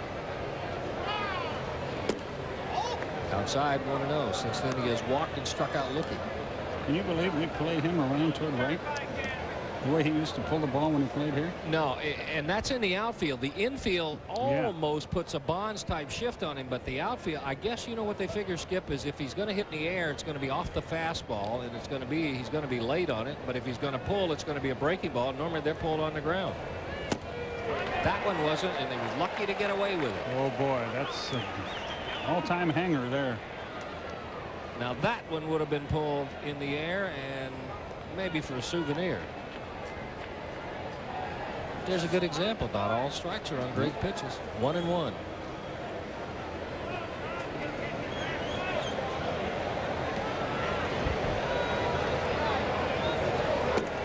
There's a perfect pitch. 1-2.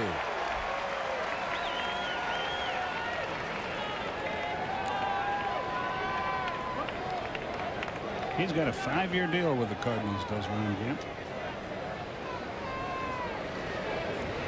The batting average might say .227, but it's numbers like you just saw that will impress the opposition and your manager. That'll lower it considerably. Strikeout number 8 for Smoltz, and the Cardinals leave a runner in scoring position. No runs, a hit, no errors, and 1 left. We move to the bottom of the 6th, 4-1 still to score.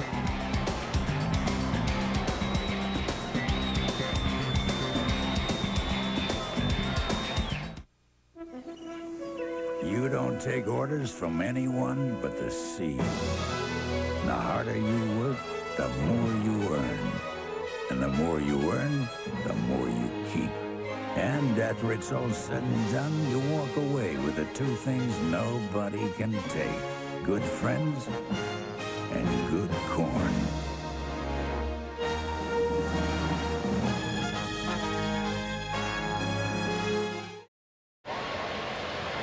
Bottom of the 6th inning, John Smoltz getting some ice towel from Jeff Porter.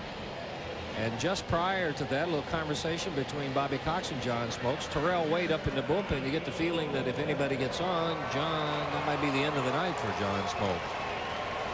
Here's a look at that conversation you alluded to. Well, actually, that's... Here we go.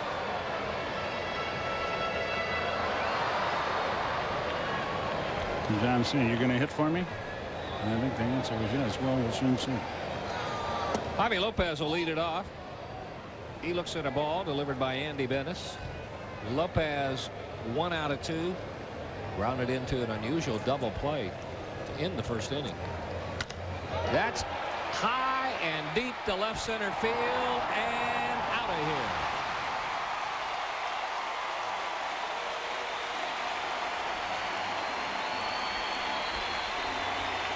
I can't wait to see if he got a breaking ball for a strike to hit. He keeps wearing out breaking balls and keeps getting more of them to hit.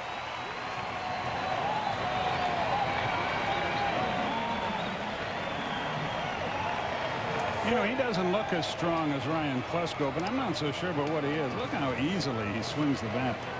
And it was a breaking ball, it looked like, and a pretty good pitch.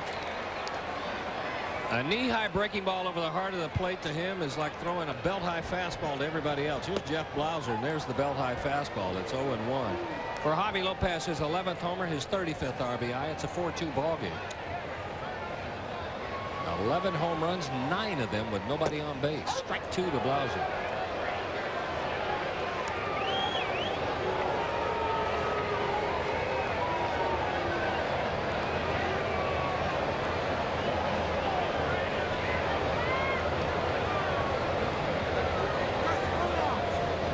Bennis started to throw and then changed his mind. He looks like he's getting a little bit of a pep talk from Tom Pagnozzi.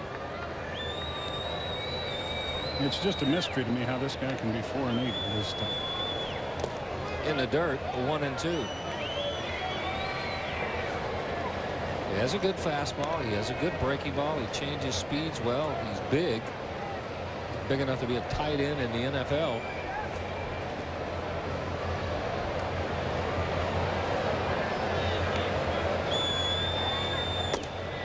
Little outside, and it's 2-2. 6'6", 245 they have him listed. And he's now 80. Coming into tonight in 85 as a major league pitcher. Before you close up, what was his best year? Pitched to Blauser, foul back our way. What was his best year? Well, they're all pretty much 90. He was 10-11 at San Diego. 91 he was 15-11. Then he was 13-14. Then he was 15-15. Then he was 6-14. Last year 4-7 at Seattle, and then at San Diego 7-2. The 15-11 year, about a 3 earned run average.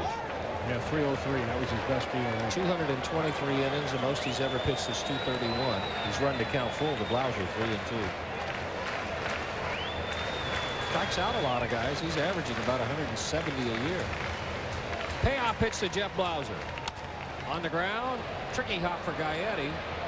Long throw, good stretch. There's the first out of the inning, and it will bring up Jermaine Dye, and John Smoltz makes his way to the on-deck circle, but Terrell Wade continues to throw in the Braves bullpen. May have to do with what Dye does. If he gets on, they may pinch hit. If he doesn't, they may. We'll see. They might let John go.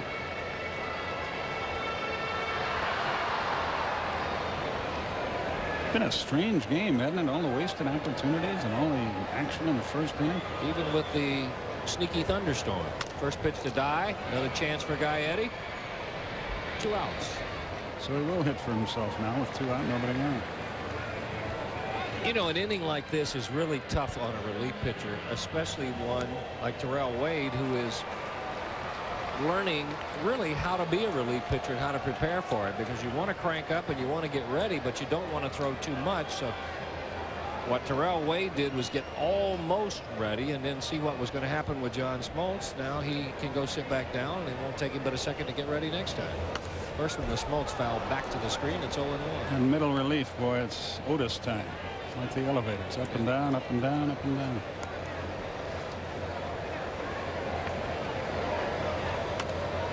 Oh, and 2 to Smoltz. And unfortunately, you see a lot of managers in baseball who, when you get up and throw like that, maybe you do that 4 or 5 days in a row, and then if you have trouble getting anybody out the 5th day, it's how can you haven't pitched in a week. 1, 2, 3, and Smoltz will head back to the dugout. So the Braves get one, a long ball off the bat of Javi Lopez that looked just like that. To the 7th, 4-2.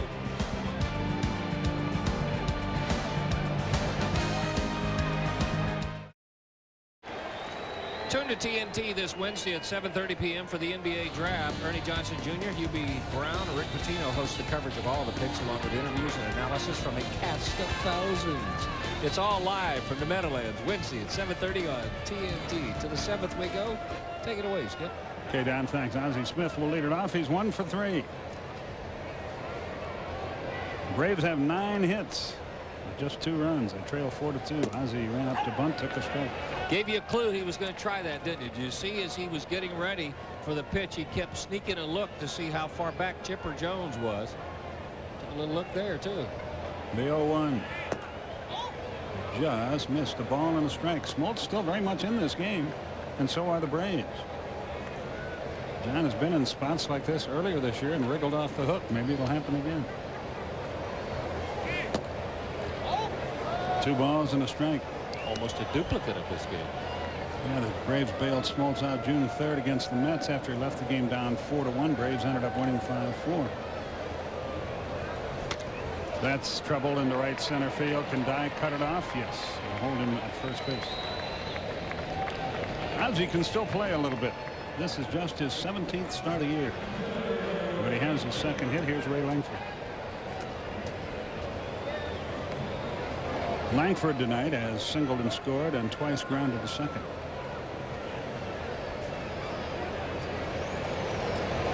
That showed you something about his personality at first right there, Ozzie Smith.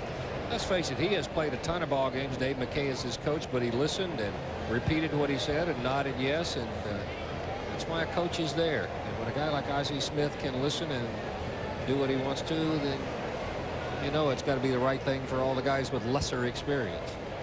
He's a class act, no doubt about it. Steve Reich, good line fastball to Langford. He thought it was high, 0-1.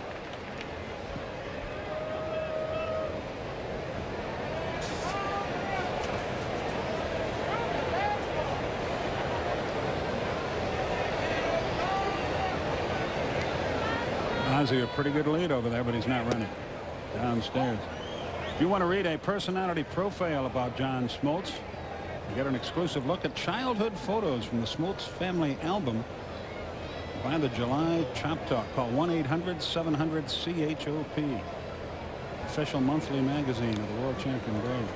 1-800-700-CHOP. 1-1 pitch. Throw to first, turn it back.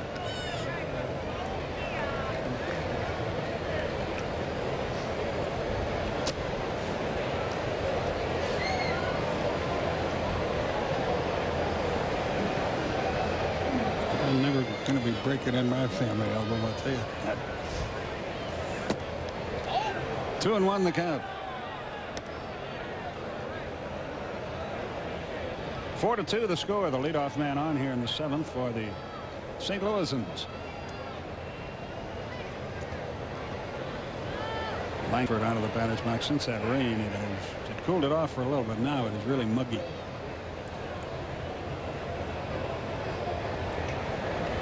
And they say the weather's not going to break for about 10 days. We'll go down to Miami and cool off Thursday night. Foul tip back. 2-2 the count. Set your clock by that 5 o'clock thunderstorm every day. 89 degrees and 91% humidity.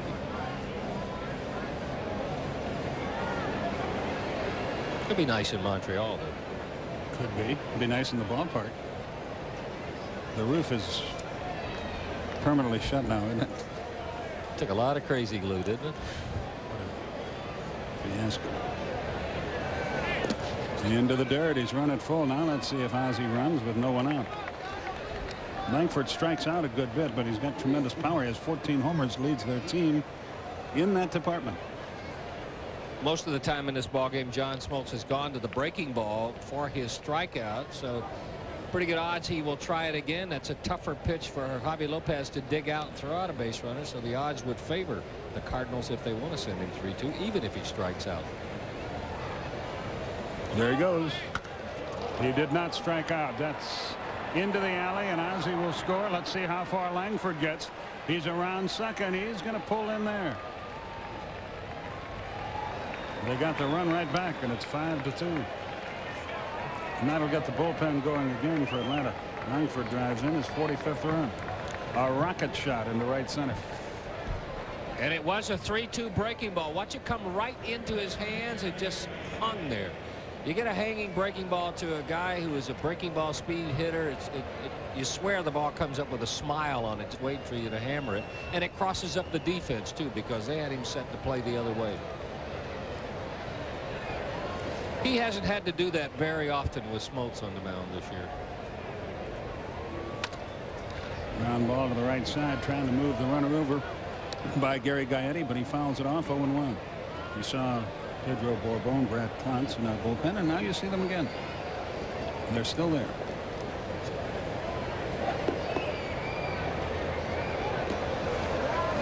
Langford has excellent speed, 13 out of 16 in the stolen base department. Lemke trying hard to keep him close over there, or he might be sliding into third.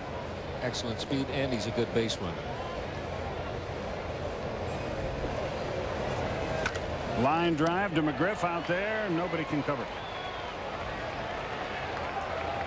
There's a case where a guy does his job very, very well and doesn't get rewarded. Gaetti hit the ball hard. He hit the ball to the off field, but unfortunately for him, right at him. Twice he took shots over there. John Mabry, the batter, 1 for 3. They're going to put him on. Not a bad idea. He's hitting .332 coming into the game. And he's 1 for 3 tonight. The walk. Number 4 for Smoltz. It is intentional. But a tough out coming up next. Brian Jordan has 3 RBIs in the game. He's 1 for 2 with a sacrifice fly. I'm sure you know he used to be a defensive back for the Falcons. And a good one. Strong safety.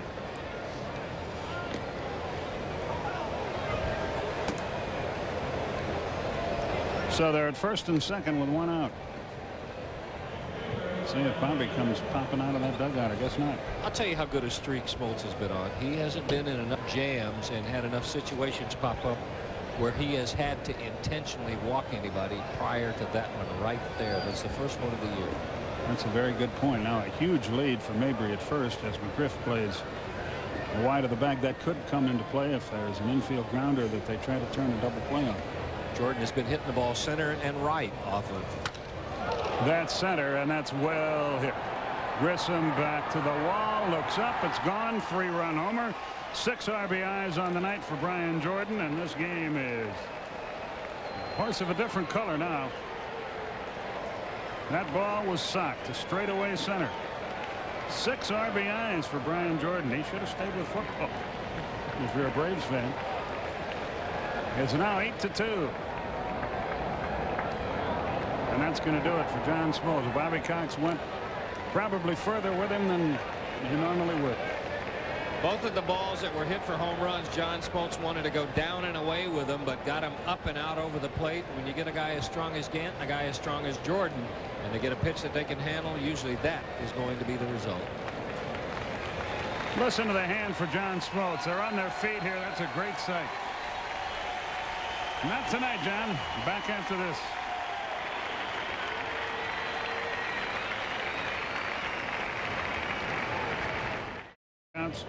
One wild pitch, 2 home run balls, and he leaves the game down 8-2. Big night for Brian Jordan, 6 RBI. That hasn't happened very often to John Smoltz, but like Walter Alston used to say, and Red Adams, the pitching coach, every pitcher who straps on a toe plate is going to have that happen once to him. 114 pitches for John, 68 strikes, 46 balls. How about do a little checking and see if that's a RBI high for Brian Jordan? If not, it's pretty close, I would think. It is now 8-2, and the Cardinals lead in hits 10-9. It's been one of those kind of nights.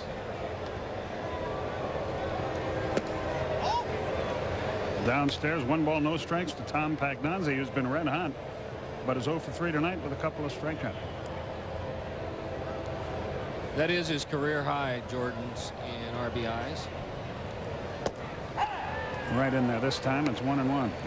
Prior to that, 5 on July 1st, 1993 against the Phillies. He had 29 coming in. He's got 35 now. That's not too shabby. Right in there. Jason Schmidt and Todd Stottlemyre tomorrow night. Then Steve Avery and Alan Bennis. And then Maddox and Mike Morgan. That's 2 old teammates going against one another. Then we hit the road for Florida and Montreal.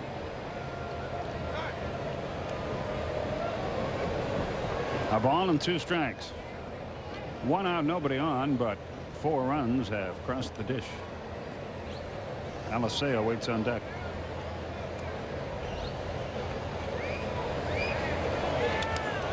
Just did stay alive. Count stays the same, 1-2.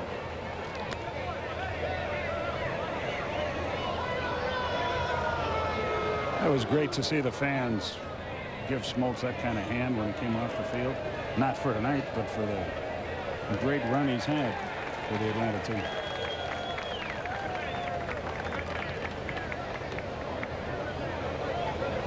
Got it. Hat trick for Pagnozzi tonight. His 3rd strikeout. First for Brad Kluntz. Good breaking ball. Javi Lopez sets up outside, wants it there, right over the outer edge. The guy throws him down under. Your heart is not totally in it most of the time if you're a right-hander anyway, and then when he paints the outside corner, you just kind of give it a token wave. Strike to Alicea.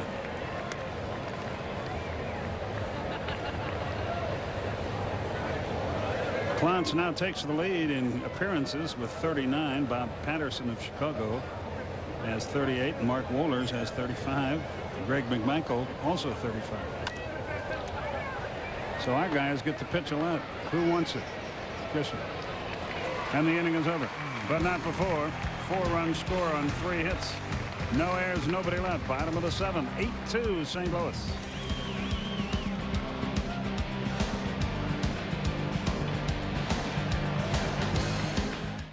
You guys like that? Huh?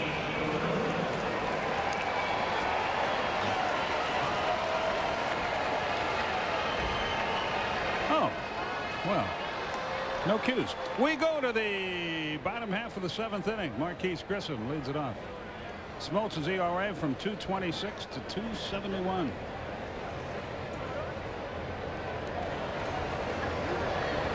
The wind and the pitch to Marquise.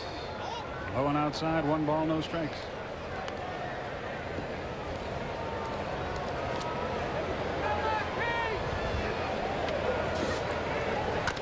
Ground ball deep short. Ozzie up. Ozzie unloads. High, good tag. 1 up. Mabry a good play to save Ozzie Smith in air. 1 down. We've heard what a good hitter he is. What gets lost a lot of times when you're a good offensive ball player is what a good defensive ball player John Mabry is. This is not an easy play. Up the line, catch the ball, and make the tag all in one swoop and stay out of the way of the base runner. Good play. Mark Lemke's had a good night. 2 out of 3, and RBI to his credit. Bennis appears to be breezing now. He's got a big lead, 8-2.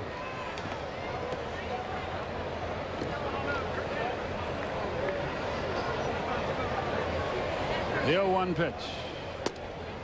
High and outside. A ball and a strike.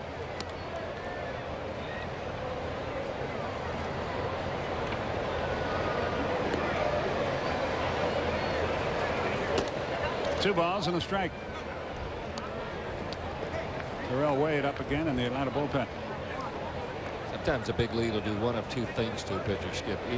Either guys will not be able to throw strikes at all, or all of a sudden you'll see nothing but strikes, one right after the other, and makes it a cakewalk for a guy. Well, I know how much you used to love this kind of situation.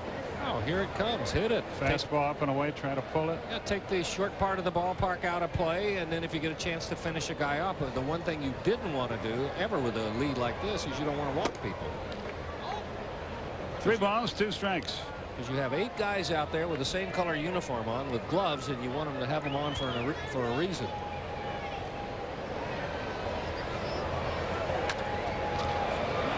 Well, that Mabry, you can pick it around first base. 2 out. And Chipper Jones, the batter.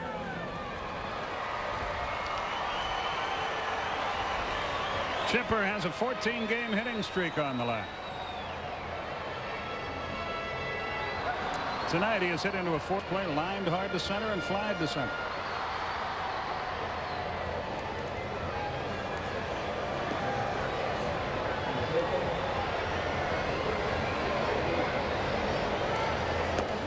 Strike called. Fastball outside corner. They have another guy on that ball called Mark Sweeney that is a similar type hitter that we keep hearing a lot of good things about. He's hitting in the 270s, I think. When you look at his numbers, 23 walks, only 21 strikeouts, and about 140 at bats. 2 balls and a strike.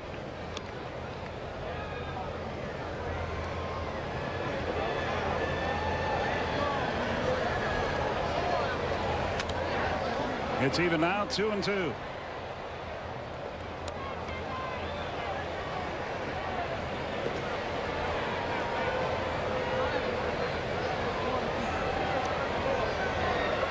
On the talk show tomorrow, I bet somebody's going to call and say, what's wrong with Smoltz? Yep. 3-2 again.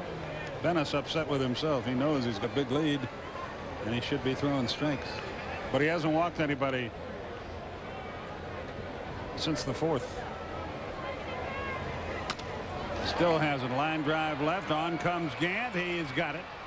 And the inning is over. 1, 2, 3, nothing doing. He has set down 6 in a row since the Lopez homer. At the end of 7, your score. Cardinals 8, Braves 2. Surprisingly. But it's a hot night, and he's thrown a lot of pitches too. Braves have had base runners all over the place. Terrell goes to work, and Clayton takes a strike. He's hitting 267. He's the Well, he's been virtually the everyday shortstop this year, but when Ozzie heads off the field, that'll be his job. He's a fine-looking young player. I was amazed the Giants gave him up. Yes. For 3 pitchers, none of whom are real head turners.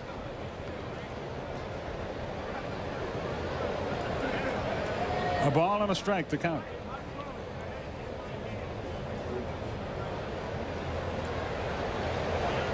He's a fine defensive shortstop. He's got great speed and a little pop in his bat. 1-2 the count.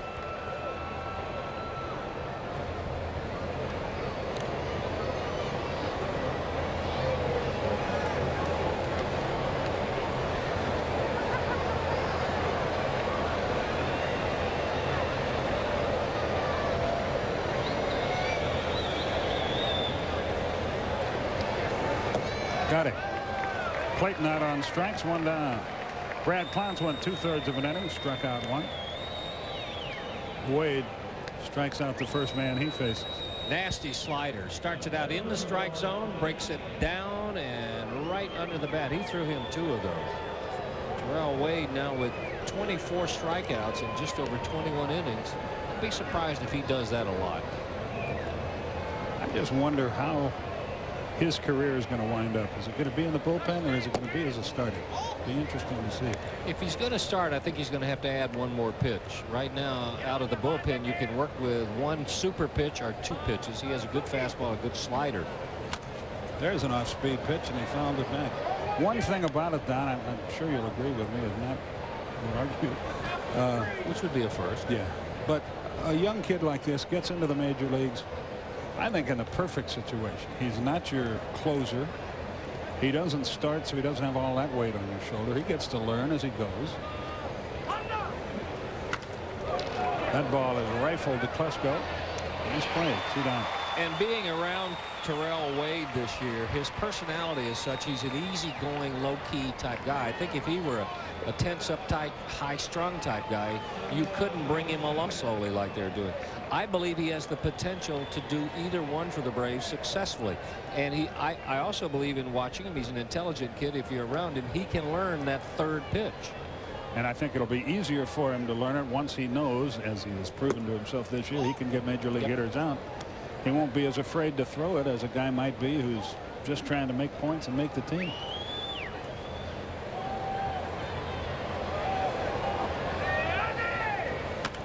A little chopper back past the mound. Good play. Good throw.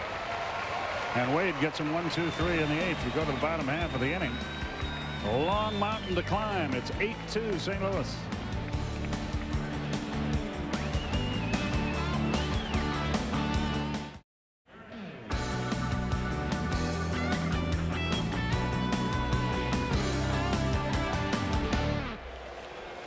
Rick Honeycutt on to pitch for the Cardinals. The veteran left-hander. Boy, he's been around.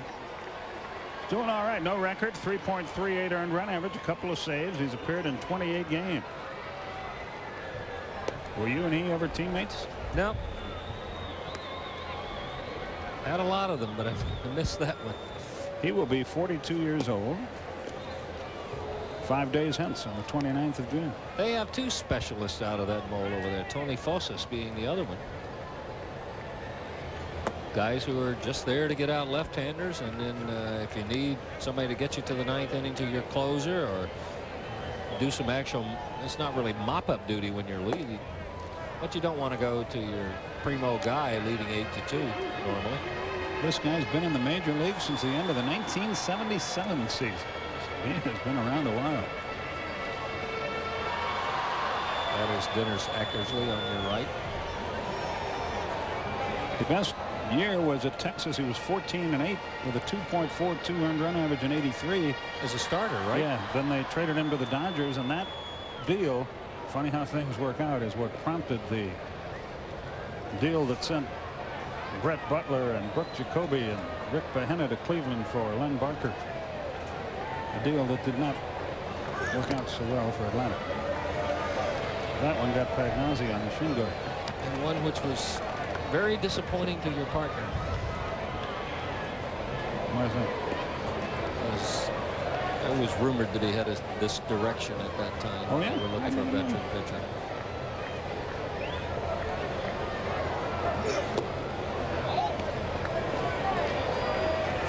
A lot of things would be different today. I bet if that had happened, huh?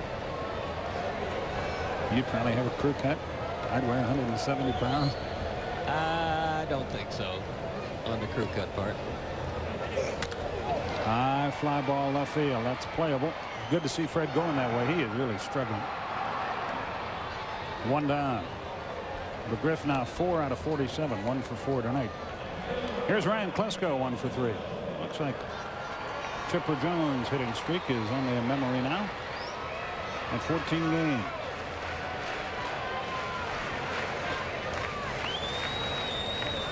This whole ball game hinges around the first inning. Absolutely. I'm not so sure it doesn't all hinge around the first pitch.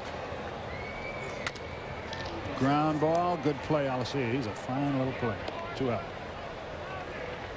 Gant hit the first pitch fastball for a homer. You mentioned on radio now you got to stay with your fastball. I imagine that's hard to do when the first one gets raked. But it had worked so often for John. And then he went to some breaking balls, gave up some singles. But the Braves had a chance to rebound in the bottom of it. Grissom got a single. Lemke got a single. Chipper Jones grounded into a fielder's choice. And McGriff got a single. Klesko got a single. But when Javi Lopez grounded into that unusual double play unassisted at first base, he gets a base hit there. It's a tie ball game.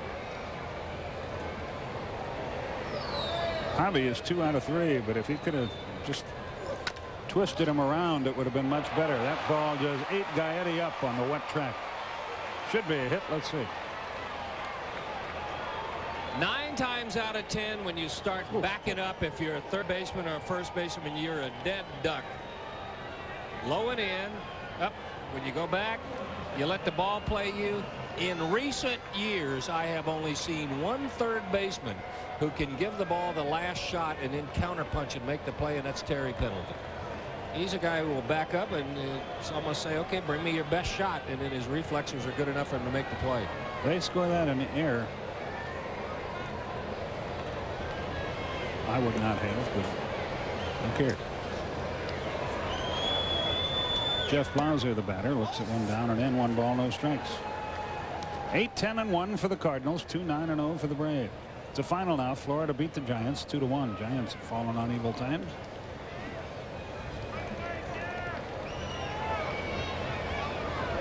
Jermaine Dye waits on deck. Line drive fouled on the right side. 1-1 to Blauser. Jeff has flied to center, hit into a double play, 6-4-3, and grounded to third. So he's struggling again. He'll go through a stretch where he really looks aggressive. Turn on an inside pitch, shoot an outside pitch to right field. But tonight he's had some at-bats where he's almost like he's playing in semi-darkness, just kind of feeling for the ball at the plate. He was up in the mid-260s. He's down to 247. 2 out, a runner at first. He reached on it. What was charged in air? Pop foul back. It's 1-2. I've heard hitters say when you go through stretches like that where you don't see the ball well, it's almost like playing in a Class A ballpark where you got yeah, you'd swear the lights are dimmed, huh? You got 9 guys who park around the outfield and turn on their headlights so you can play, and you're never really sure. You can't pick up the spin, and that's frustrating. And though he was hitless tonight, Chipper Jones on Joe Simpson's radio interview with him talking about the flip side said lately the ball looks like a softball coming up there. Nobody knows why or how, but it happened. 2-2 to Blauser.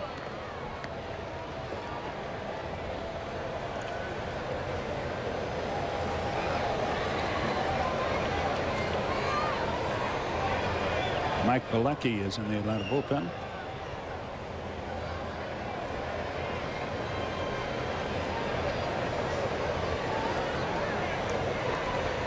The 2-2 to Jeff. Got him. He knew it. Blauser called out on strikes, and the inning is over. First strikeout for Honeycutt. No hits, no runs, and error, 1 left. 8 innings have gone by. It's all St. Louis tonight. They lead at 8-2.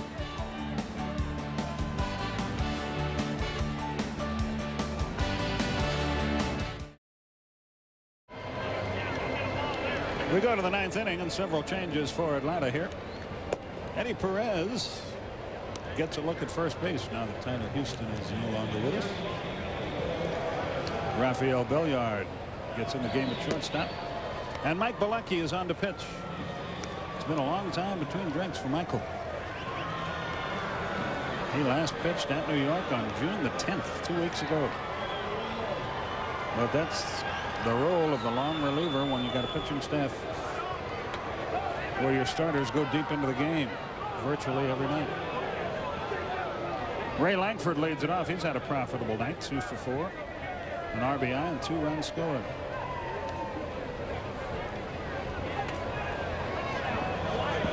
Jason Schmidt and Todd Stottlemyre will duel here tomorrow night.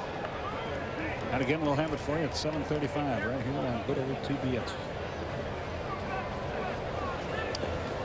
Bilecki goes to work. right through there.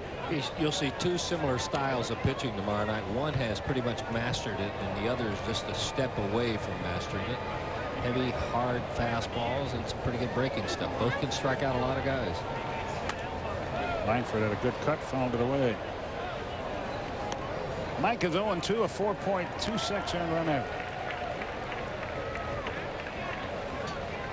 Langford is up to 279 now with a 2 for 4 night. He's gained 9 points.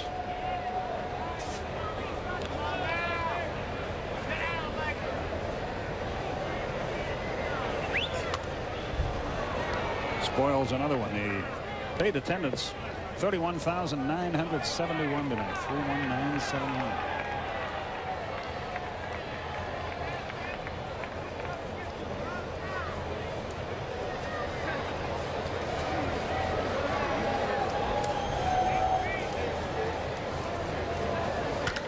Hot shot, base hit, right center field. Let's see if Dye can cut it off. Langford's going for 2. Jermaine's throw is strong. He is safe. Good throw, but Langford can really run. He shows you a pretty good gun out there in right field.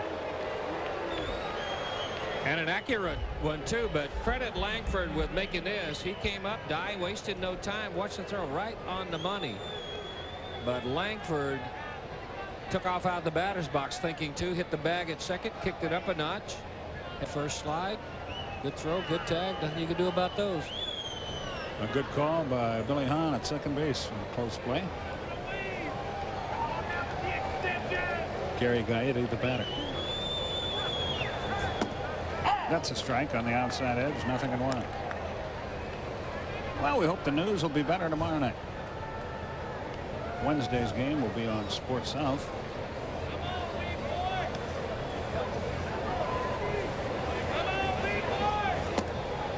We'll be back with you on Thursday before the Braves hit the road. Have that channel changer at the ready on Wednesday night between the NBA draft. The Braves game, a lot going on. And all those games will be on the far-flung Braves Radio Network. Up the middle, had him played perfectly. 1 out. Braves getting big in the shift department. They had one on the other way for Gaetti, and it paid off. Runner at third, 1 out. Here's John Mabry.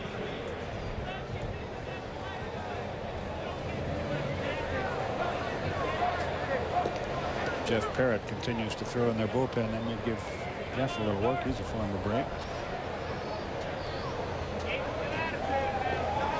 By the way, the veteran Willie McGee rolling right along, hitting over 300 as a part-time player for these guys. That's where it all started for him in St. Louis. With the spring training as a non-roster player. Hitting 316.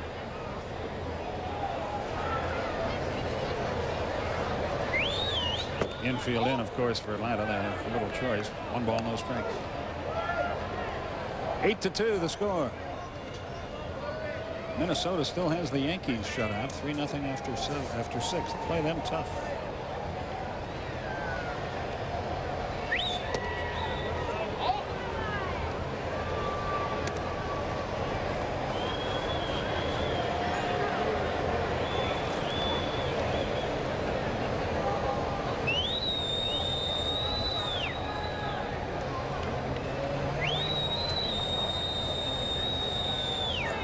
Let a pit pass Perez into right field. The run is in. A little icing on the cake. It's 9-2 St. Louis. Well, we'll tire him out running around the bases tonight and get him to win. Happens a lot when the infield is in. It cuts down on the angle. Better chance for a base hit. Infield back. This is a ho-hum grounder. He had a good pitch. Eddie Perez. Chances are a little more turf time at first. He might have made that, but it's going to be a base hit and an RBI for Mabry. And Miguel Mejia comes into the game to pinch hit for Brian Jordan. Not punishing Brian. He only had 6 RBIs tonight. Mejia gets a shot. He is 0 for 7.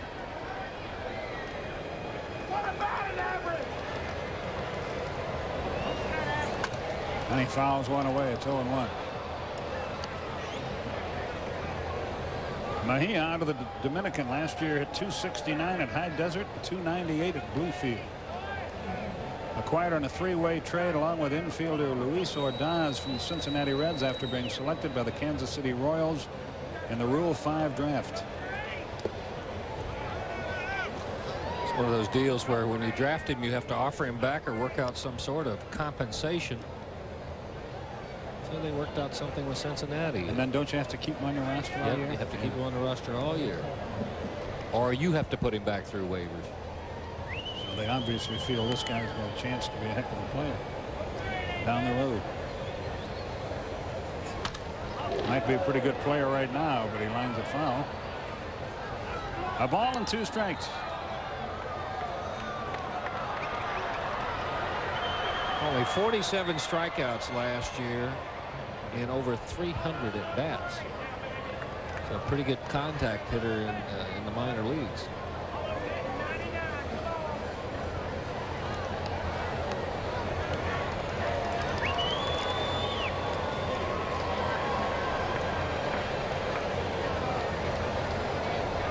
The 1-2 pitch. Breaking ball outside. It's even now 2-2. White Sox beat the Angels 4-2 in the 6th. In the nightcap, California leads 3-2. After 4, Baltimore 2-0 over Texas. Detroit a run in the 1st, still batting at Oakland. How about that Detroit pitching lately? Yeah, isn't that great?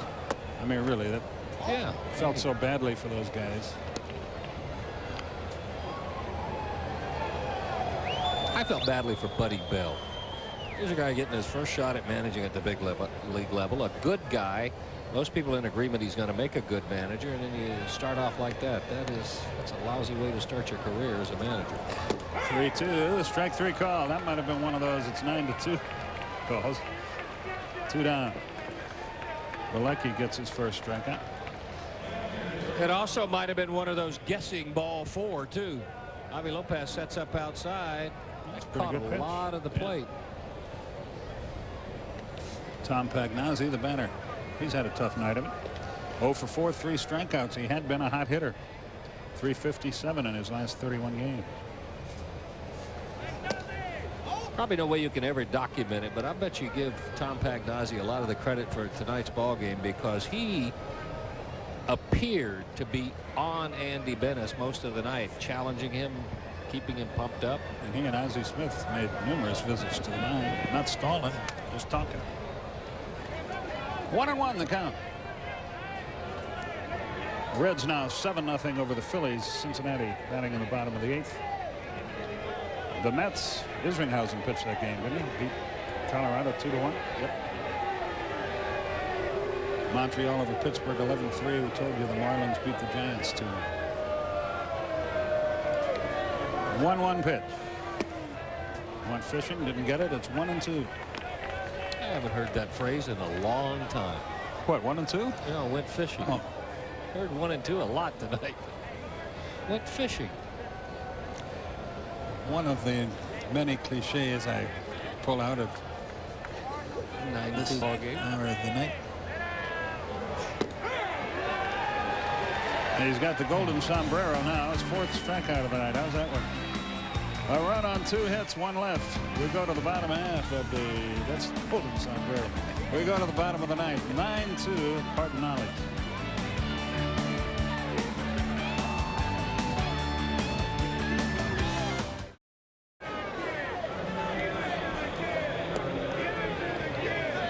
We go to the bottom of the 9th. Jeff Parrott is on to pitch, and Miguel Mejia will stay in the game and play right field. It's 9-2 St. Louis. See how Jeff is doing this year. The former Brave, 2-2. 25th game, run average up there a little bit, 4.05.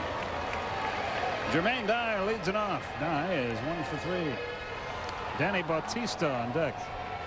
One of the things you will always find about a Tony La Russa, Dave Duncan pitching staff is you will have a few guys like Jeff Parrott, like Tony Fossas,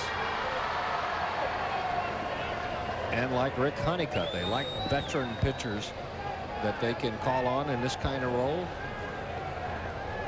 David Bell is at third, by the way, and backs up and fields and throws out die. One down.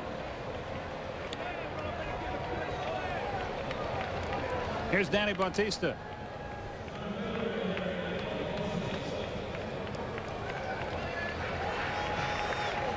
Bautista hitting 158, but he's only batted 19 times, has 3 hits.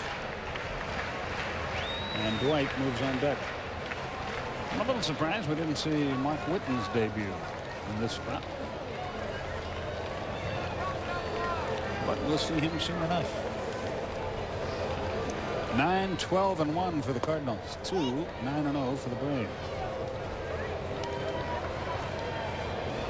Braves left 7 men on in the first 4 innings. Well, that makes it rough.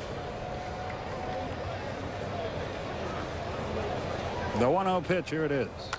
High pop on the infield. Mabry calls for it. And in foul territory, makes the count 2 down. And Dwight Smith comes up in what is, in all likelihood, not the biggest spot of his fine career. But a chance to get an AB against live major league pitching.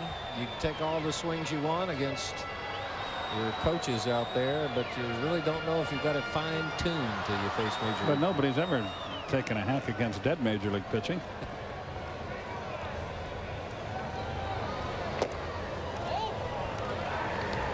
Right you are, Skip Carey. Thanks, man. 1-0 the count. We almost made it. To the screen, 1-1. We didn't mention the sport code. No, and nor are we going to.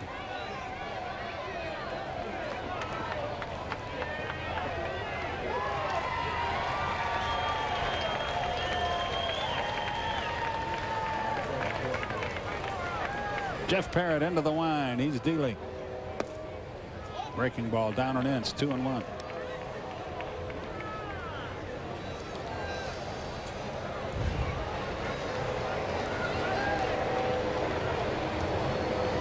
Parrott out of Lexington, Kentucky. Upstairs, 3-1. Mark Lemke waits on deck.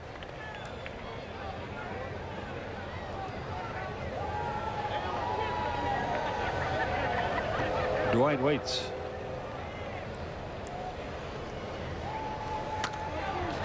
There's the old ball game-o. Ozzie will make the play.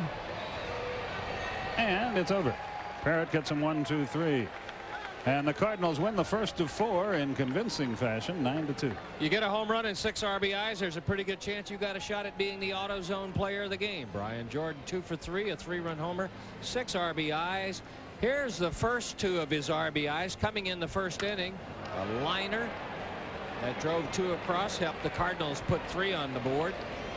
Then in the 7th inning, an inning where they scored 4. Watch this one get out of there. A 3-run homer, RBIs 4, 5, and 6. Brian Jordan, our AutoZone player of the game. We'll be back for the totals right after we take a timeout.